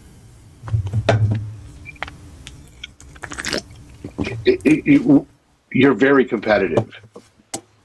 From the perspective of like learning, like look at what I can do, and like here we are, where you have like 300-400 tracks to show folks. This is what we want, All of the other stuff is just you understanding who you were, how to do artist, how to do the dance scene, how to do politics, socials, lots of stuff. But I've never known how to do any of those things. But my point, Josh, is because you know me better than anybody, probably, and I know you've changed during the last 5-6 years, but I want you to kind of scroll back to when you were working with me and it was a tough job. Even though you believed in it, it was a tough job because guess what? Alex thought he knew all the answers. No? I mean, that hasn't changed, right? Like, you're still in charge of what you want to do, and I think that's what makes you you. Yeah, but it's at the end of the day, it's called cognitive dissonance. Can you Google that while we're on screen? Can you open up a browser and Google cognitive dissonance? Can everybody do that? Can everybody in the chat Google cognitive dissonance? Dissonance. Cognitive dissonance. What's the definition of cognitive dissonance? The textbook definition, right, or at least like what it says, the discomfort that a person feels when their behavior doesn't align with their values or beliefs, right? Okay, so that's wrong then. See, now I'm getting more cognitive dissonance. Well, as an artist manager, right, like my fucking beliefs many times didn't align with what the artist wanted to do 1,000 million times. That would happen. It's maybe that's what you're feeling on that side, but I think what you're describing then, hold on, let me finish. And what you're describing really is kind of like your cognitive dissonance as far as like how you felt connected to the scene. And I think that's kind of where your head's at right now. Yeah. The problem, the biggest issue we had with DJing was that, I come from metal where you played all the instruments, and if you didn't, you're a fake fucking asshole and you should burn in hell. And I went to a place where you just push a button and just laid back while the music is playing itself. Can you understand how frustrated I am at this buffoonery of pushing a button and letting the hard work play itself while I'm just standing there looking silly and pretending I'm touching stuff? Yeah, because you did all the fucking work before, and now you get to show the work. It's because it's such a different thing. I come from such a live performance that I don't adapt well to the dance culture. And then there was, I think, this, and still exists, this stigma against electronic music composition. I think it's gone. It's gone. The old head asses, bro. It's gone. Yeah, no, it's gone. Sure, it's gone. But it's still. What I'm saying is, it still exists in the super old heads, right? Like they're 75, 80 years old now. I haven't felt it in 10. We don't gotta worry about them no more. They're not executives no more. They're retired. I haven't felt that in 15 years. Before Savant, I haven't felt the you make techno or trance or something. Oh, you make music on a computer. I haven't felt that in over 15 years or 20. So that's gone completely. People don't give a shit how music's made anymore. But cognitive dissonance. The producers do. Yeah, but producer is the king of the hill right now. The producer is the king of the hill right now, so it doesn't matter anymore.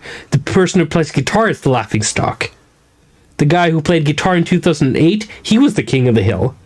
Like the Muse, the Radiohead, the fucking Metallica, whatever.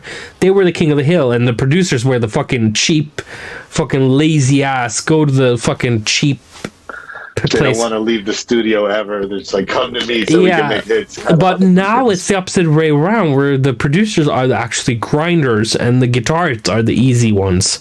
Where guitar is something easy to pick up, and producing, to make it as a producer, it's super difficult. But my point is that, okay, so cognitive dissonance to me means I'm great at this thing. That means I'm great at everything. I think I'm good at producing music. I'm so good. I'm the world's best at producing music. This is just hyperbole, by the way. Everybody, don't misunderstand me. No, print it, guys. That's gonna be the clips like all over the place. It's hyperbole. It's how it's. I'm exaggerating. So I'm the best in the world at producing music. Ergo, I'm the best at everything else. I think I'm good at making video games. Ergo, I know everything about marketing. Yeah, but that's bias. Like that's a. But that's what cognitive dissonance means. Well, right. So I think I'm good at this. I'm actually really good at this thing. Ergo, I think I'm great at these things as well, because I think I'm so superior to everybody that when I think and understand and comprehend and prove that I'm right over here, I can also prove over here, because it's like an A-B thing. Like, if I'm A, I'm also B, because shit, if you're fucking Tesla or Einstein, like, why wouldn't you be able to be over here? It's fucking kids baby food. So that's been a lot of my issues, because it takes so much dedication to the one thing that they need to be focused on at the time, theoretical physics or whatever it is, like in your case, like making an album, that doing things like making videos or whatever would be harder to do during that time. It's just like you got to be divided. Yeah, but my point with you being that when we had our tenure together, it was a lot of the time like I was great at producing music, but I thought I knew everything about business as well. Do you remember? Well, or how to do things. Complex, yeah, right. But that is cognitive dissonance. It's another way of saying superiority complex, where I think since I'm so good at this thing, I know how everything else should work as well. And I think. So what do you believe? What do you believe today? Oh, I'm a fucking loser trash bag who's like on the total opposite side of the moon than I should be. Not because I deserve it, but because I just walked the wrong way and thinking I was gonna end up somewhere else, and I was wrong about absolutely every choice I've ever made my whole life. That's what I mean by cognitive dissonance, is that because I was so great in FL Studio, out of all things in the whole world, I thought I was good at everything else. That's cognitive dissonance. And I gaslit you, or you were so into what I did and so like enthralled by the stuff I was making that you thought, oh shit, he's so great, then he must know what he's talking about. But I didn't. Everything I ever wanted to do was just fugazi, smoke. Everything I thought was logical was illogical. Every decision I wanted to make was illogical and emotionally driven based on fear, not because of talent, which I thought it was. Oh, I'm so much better than this. No. I'm weaker than this. That's why I can't do it. From the first time that I saw you dump a bunch of tracks on Section Z to today, I've always believed in, that you're a real musician, you're a true artist, in this, from the sense of like, that's all you really do is fucking make music, like just tons of it all the time. And when you're not making music, you don't seem to be very happy. I'm never happy, and that is the price that you pay when you want to when you think you're objective all the time. That's the problem. I never enjoy. When I heard I don't rave anymore, and you're beginning to start to actually communicate these feelings that you have, that I've heard a lot of this guys. He's sharing with all of y'all because it's fucking time, for him to actually like connect with his people out here. This is what I felt. I've also felt that many of the fucking decisions that I've made in my life have been the absolute wrong ones. I've made a couple of right ones. I mean, I got a great wife, great kids. I've done some cool stuff, but like, bro, I could be so much bigger in the totem pole. Like, when you really and this is what makes it hard for me to talk about my background. When you go all the way back, you say like, this dude missed all of these shots. He tried, right? Tried the hardest he could to figure things out. But at the same time, man, like we literally like traveled the world together. We played massive crowds like before any of this was even super big yet. It was beginning to blow up at the time. And you needed to go figure your shit out and go have a family and like fucking go make some games and go like think about what do I want to actually become. Being immortal. And that's kind of where we're at. Yeah, being immortal is about experiencing life more than it's about creating things, I think. And having a family, get married, all that stuff is super important for me to get the fuck down from my anthill. It gives you a different drive, and it makes you see the world in a different way. Yeah, and I think that your fans are gonna love, like where you're going with this, you know. Yeah, like it's yeah. As your as management, like we have kind of been doing a live stream for 2.5 hours plus, right? We gotta actually like move to closing it off. Yeah. Okay. But, let's rush. This to me is like, you know, the beginning of a long journey. I hope that you know, you're going to be able to open up about a lot more, show us a lot more music. Yeah, but let's get through this playlist real quick and see, because it was just when we started talking about Avicii and stuff, it got really like tense. Yeah, but let's get that'll through. Be the Avicii clip. Yeah, so 2007 was a huge year for me musically. I got to the bottom of a lot of stuff, and it was a big year for me trance-wise. So let's take a listen.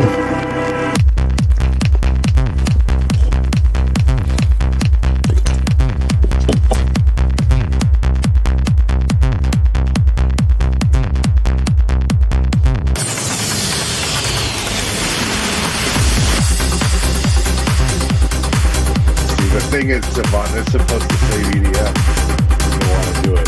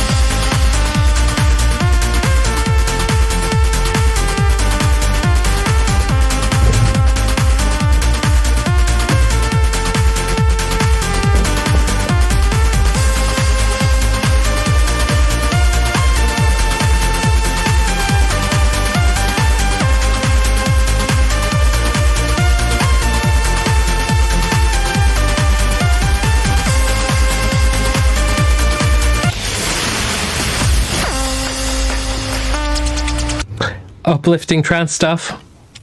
Okay, so next thing is also trance. A lot of trance, because trance is my big thing. My camera keeps turning on and off here. It's doing the thing. It's doing the thing. I think it might be the battery. Yep. I mean, it's as long as the audio works, then we're fine, I guess. Yeah, turn off the video overlays and play music for a little bit, and then we'll wrap it up. Yeah. Okay, so the next one, there was a huge CD I bought back in 2001 or 2000. It's called Goliath 6, and I tried to remake a lot of those tracks because I wanted to learn how to make this sort of music. So this is one of those. It's called DJ Spoke with Hypnotic.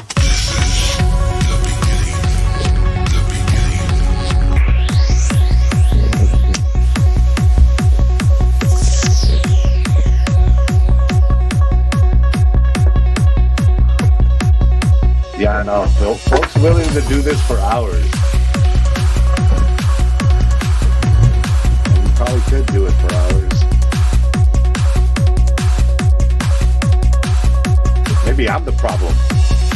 Maybe.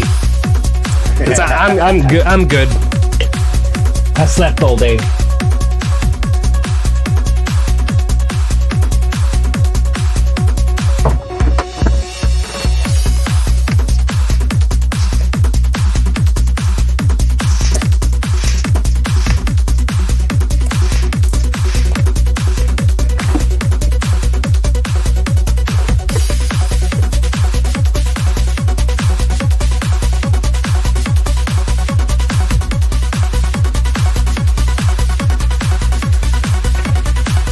This one would have been up by Savant and Z, yeah? Yeah, maybe.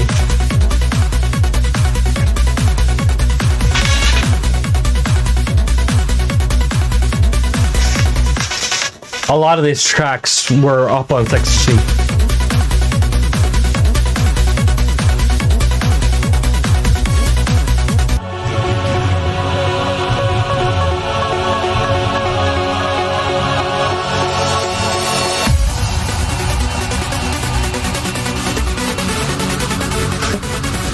Delirium learned today that being a hipster bitch is not a good thing. Don't be a hipster bitch. Get mad at people for what work they do, or where they do the work, or who they're working for, and all this other fucking headassery. There's no time for that, man. There's only time for fucking music. Only time for dancing and having fun and fucking getting emotional about like what we're listening to. Play ball.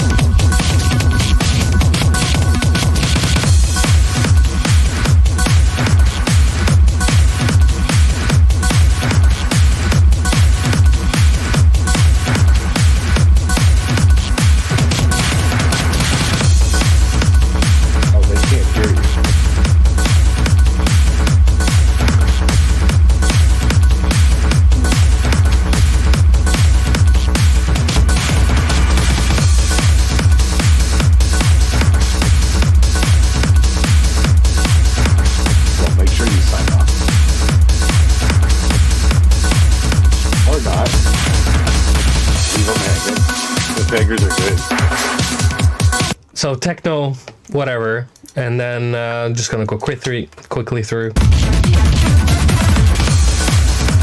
Oh, sorry.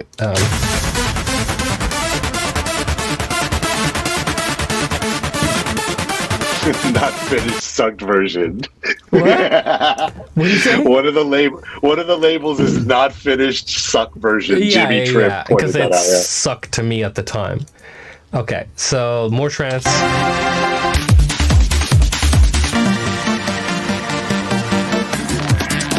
Whatever. I made another version called. I had a track called Amnesia, and then I made a track called Remember, which was about the opposite. And try to create some emotional. I agree. I love how this all sounds like Savant, like no matter what year it is.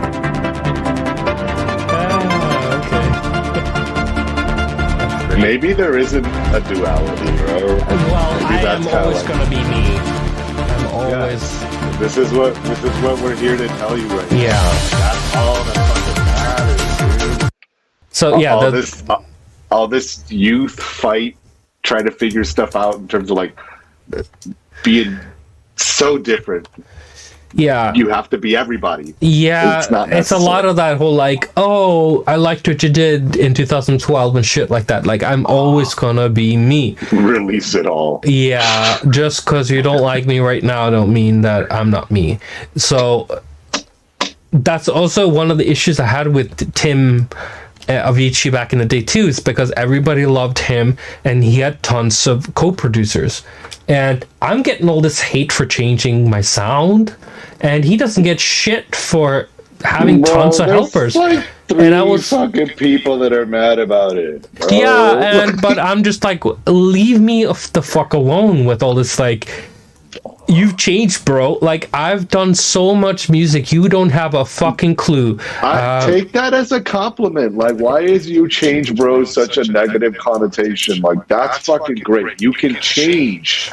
Because I don't know the difference between being. It's how like, you're reading it. Yeah, of course, but I don't know that whole like facetious being a business and separating that from a person. And because you listen, 1,000 years ago, we used to communicate with about 10 people in our lifetime. That's in our DNA. To have that whole culture of like, my little community has about 30 to 60 people.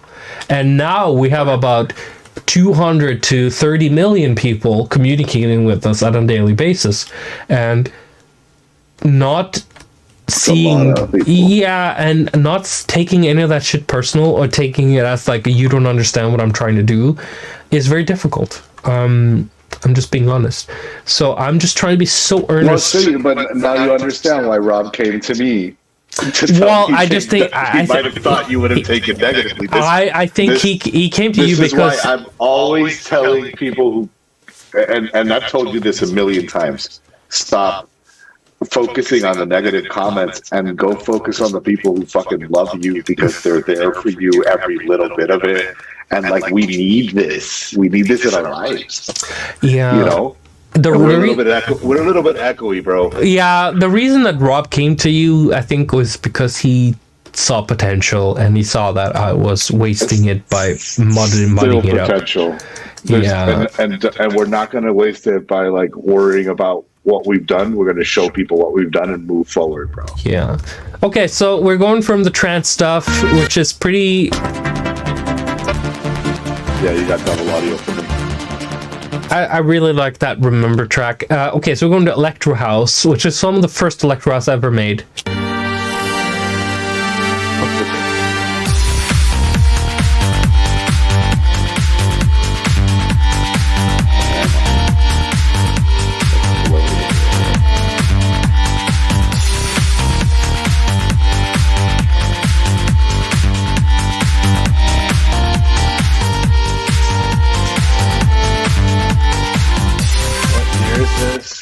Could have been 2007. Okay, and that was Electro House. You should have sent that track to Joel. Yeah, I don't know, but okay. So next track.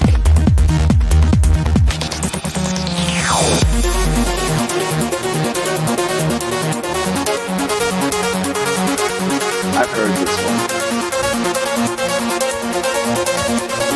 This is beautiful,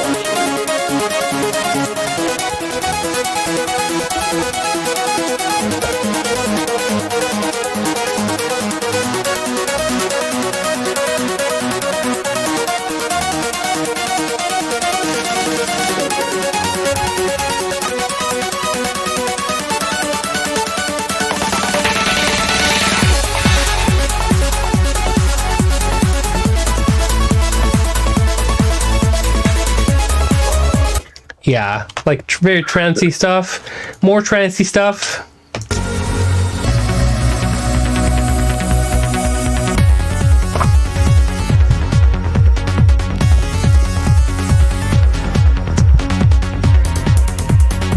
This is what melodic techno sounds to me.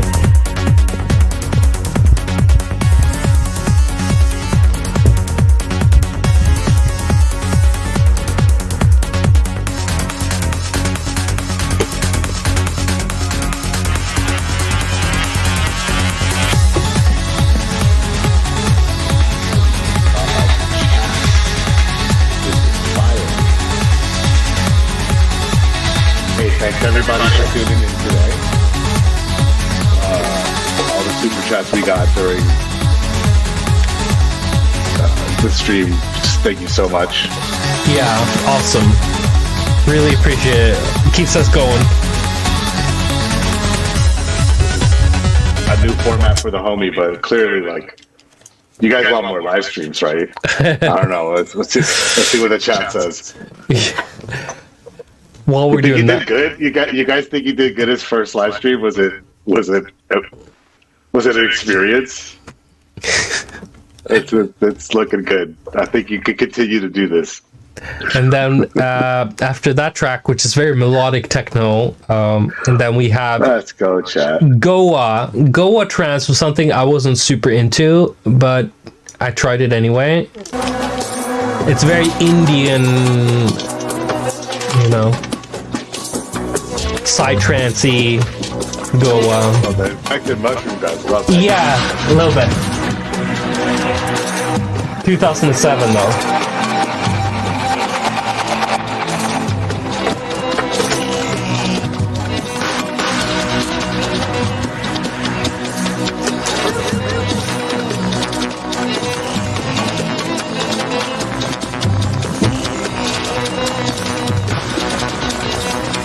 Live, chat. All about it.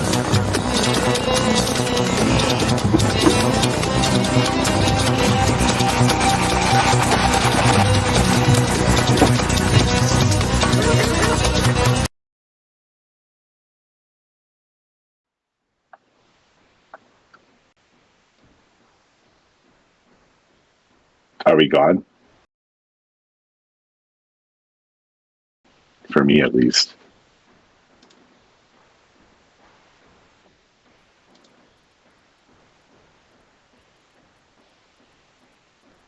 We lost the audio. Webcam is live. Homeboy does not want to end this stream.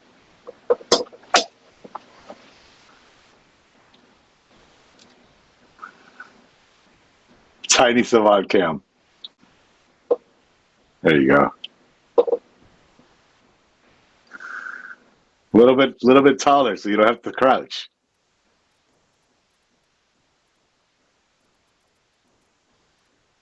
Don't hear the mic no more. Take it as a sign. Wrap up episode 1 on the journey to the Far East.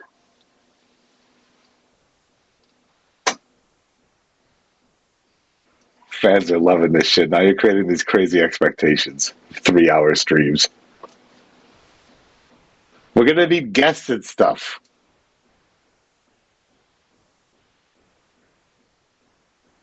Can we get the Haktua girl on here? No?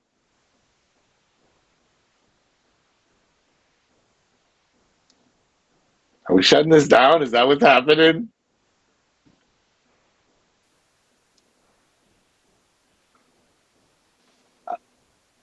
What do I do, chat? My face is gone. It says stop streaming. That's my position.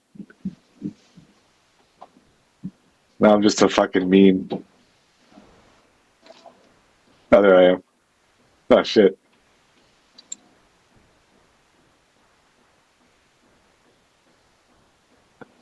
Ha.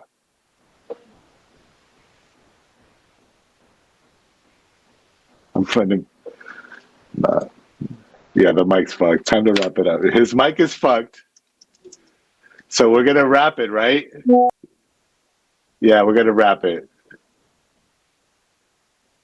It's not confirming either way.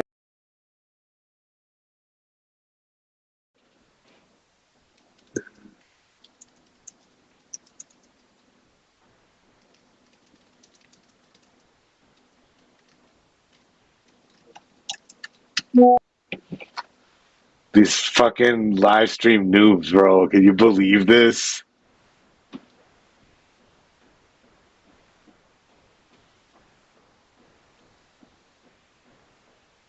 Go put this on Reddit, fam.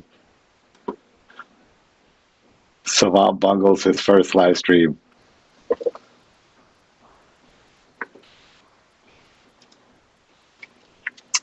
And you have a request to join them in the chat.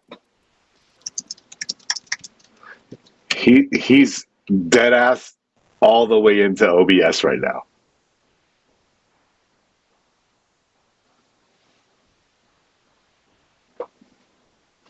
Yeah, this is how we say goodbye, bro. It's poetic even.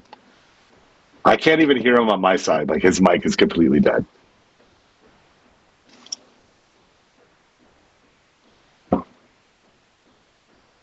Now I'm gone.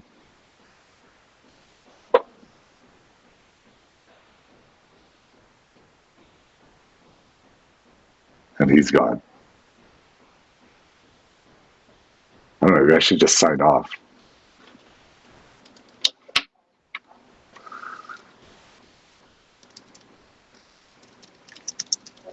Oh, there he is. I'm not going to sing. It's not going to happen.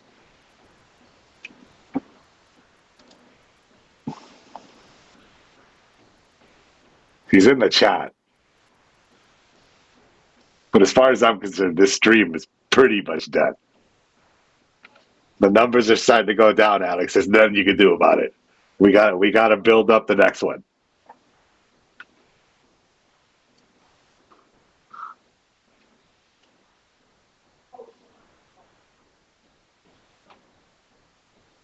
Damn.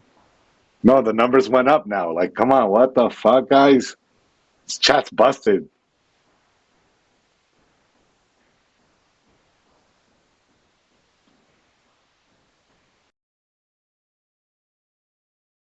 On YouTube right now? It's gonna be easy.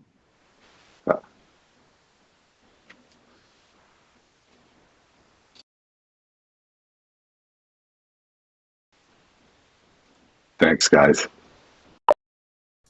Hello. Hello. Hello. Hey, can you hear me?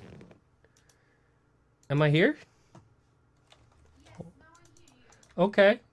Oh, I think Josh hung up on us, but... Stop the EJ. There I am. Wow. Yeah, when my camera dies, my microphone also disappears for some reason. So it's really discomforting. Let me fix the audio a little bit because I'm only on the left side here. Properties. Yeah, Josh skipped out on us because the audio disappeared. That's okay. We'll keep rolling.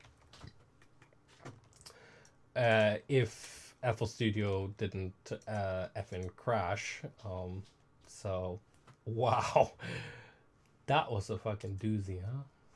Everything just disappeared at once. So let me get back into where we were. So yeah, basically 2007 was a huge monumental year, and I also told you guys that in the beginning that technical issues are gonna happen. I need to figure out how to do this stuff. You know, it's not easy when you haven't done it before. So definitely some stuff I need to look into, and have a couple of extra batteries for the camera ready. Maybe even not use the Canon camera anymore. I think I might have to use something a little bit less fancy.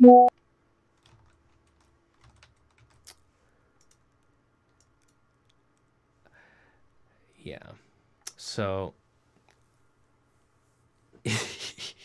oh Lord.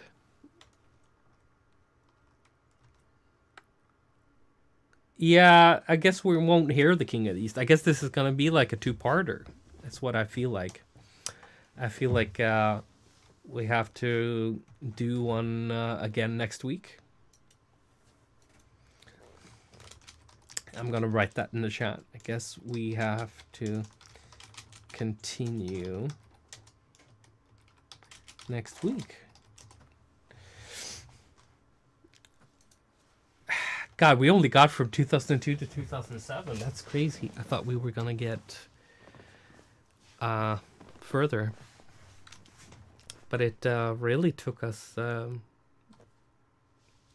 3 hours to get through a couple of years. A lot of talking though.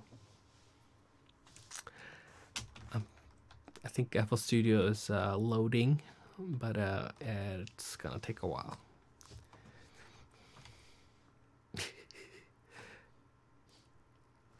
So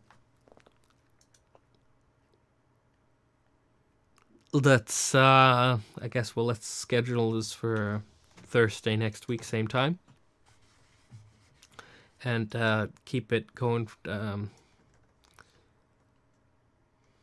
every week, and do like a different subject matter or something every week. Yeah, FL Studio is still loading, so I don't think we're gonna get that anytime soon. But there's a lot of stuff, and we were just getting to the good stuff. That's the sad part. You know, everything sucks in the beginning, and then it gets better and better. And we were getting to 2007 to 2011 was like prime time. So we were missing out on the best years. So I think what we're going to do is just save that stuff for next week. I was hoping to get through it all today, but there's too much talking in between that we kind of spent up all the time. But we can listen, maybe we can listen to King of the East for those who are interested in that, and then we can close it off. Because I don't have a camera anymore. Josh just left. So we're on our own in the dark here. Let's go to King of the East. It's not a great track by any means, but we'll just listen to it while we close off, okay?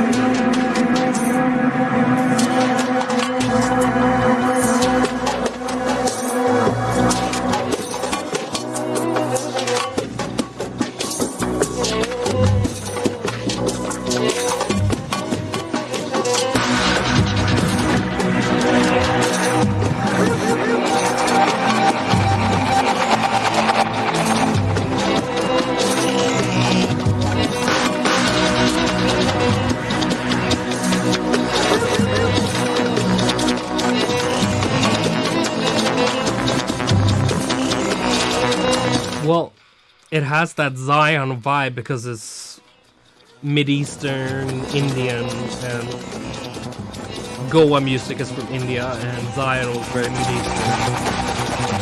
Got a lot of relationships there.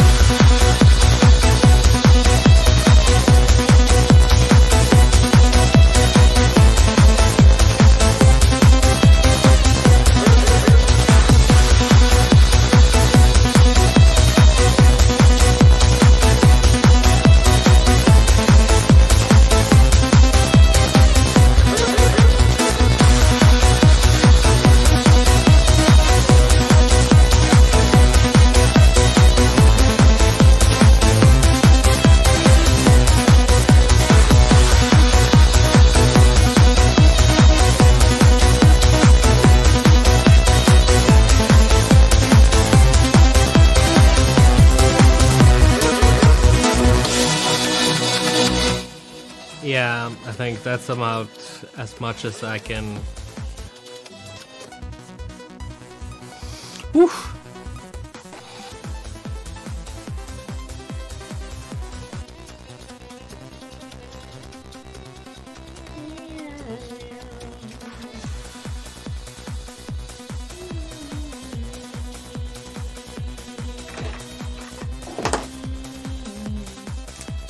Yeah, I think that's about it.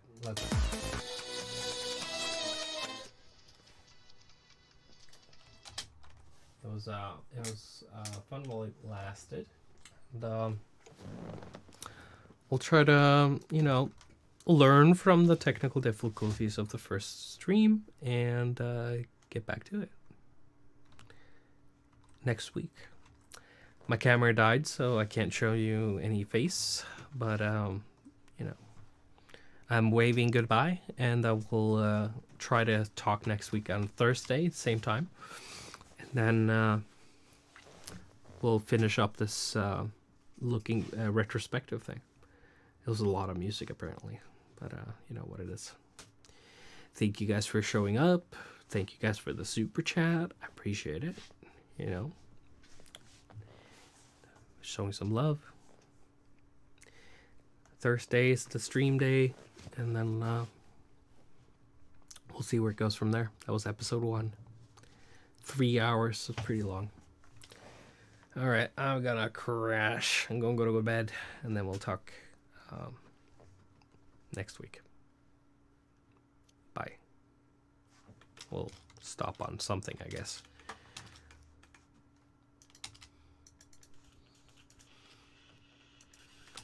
What can we stop on? I need to find something fitting to stop on. Something that's like cozy. Let's see. I have something down here if it would only load. Go down. It's here. Somewhere. There it is. Okay. This is the outro track, guys.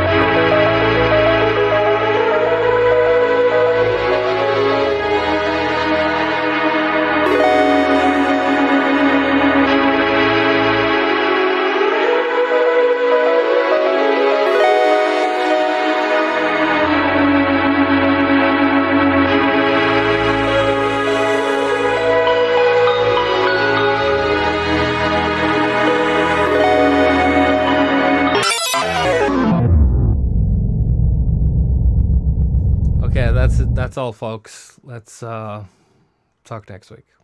Cheese.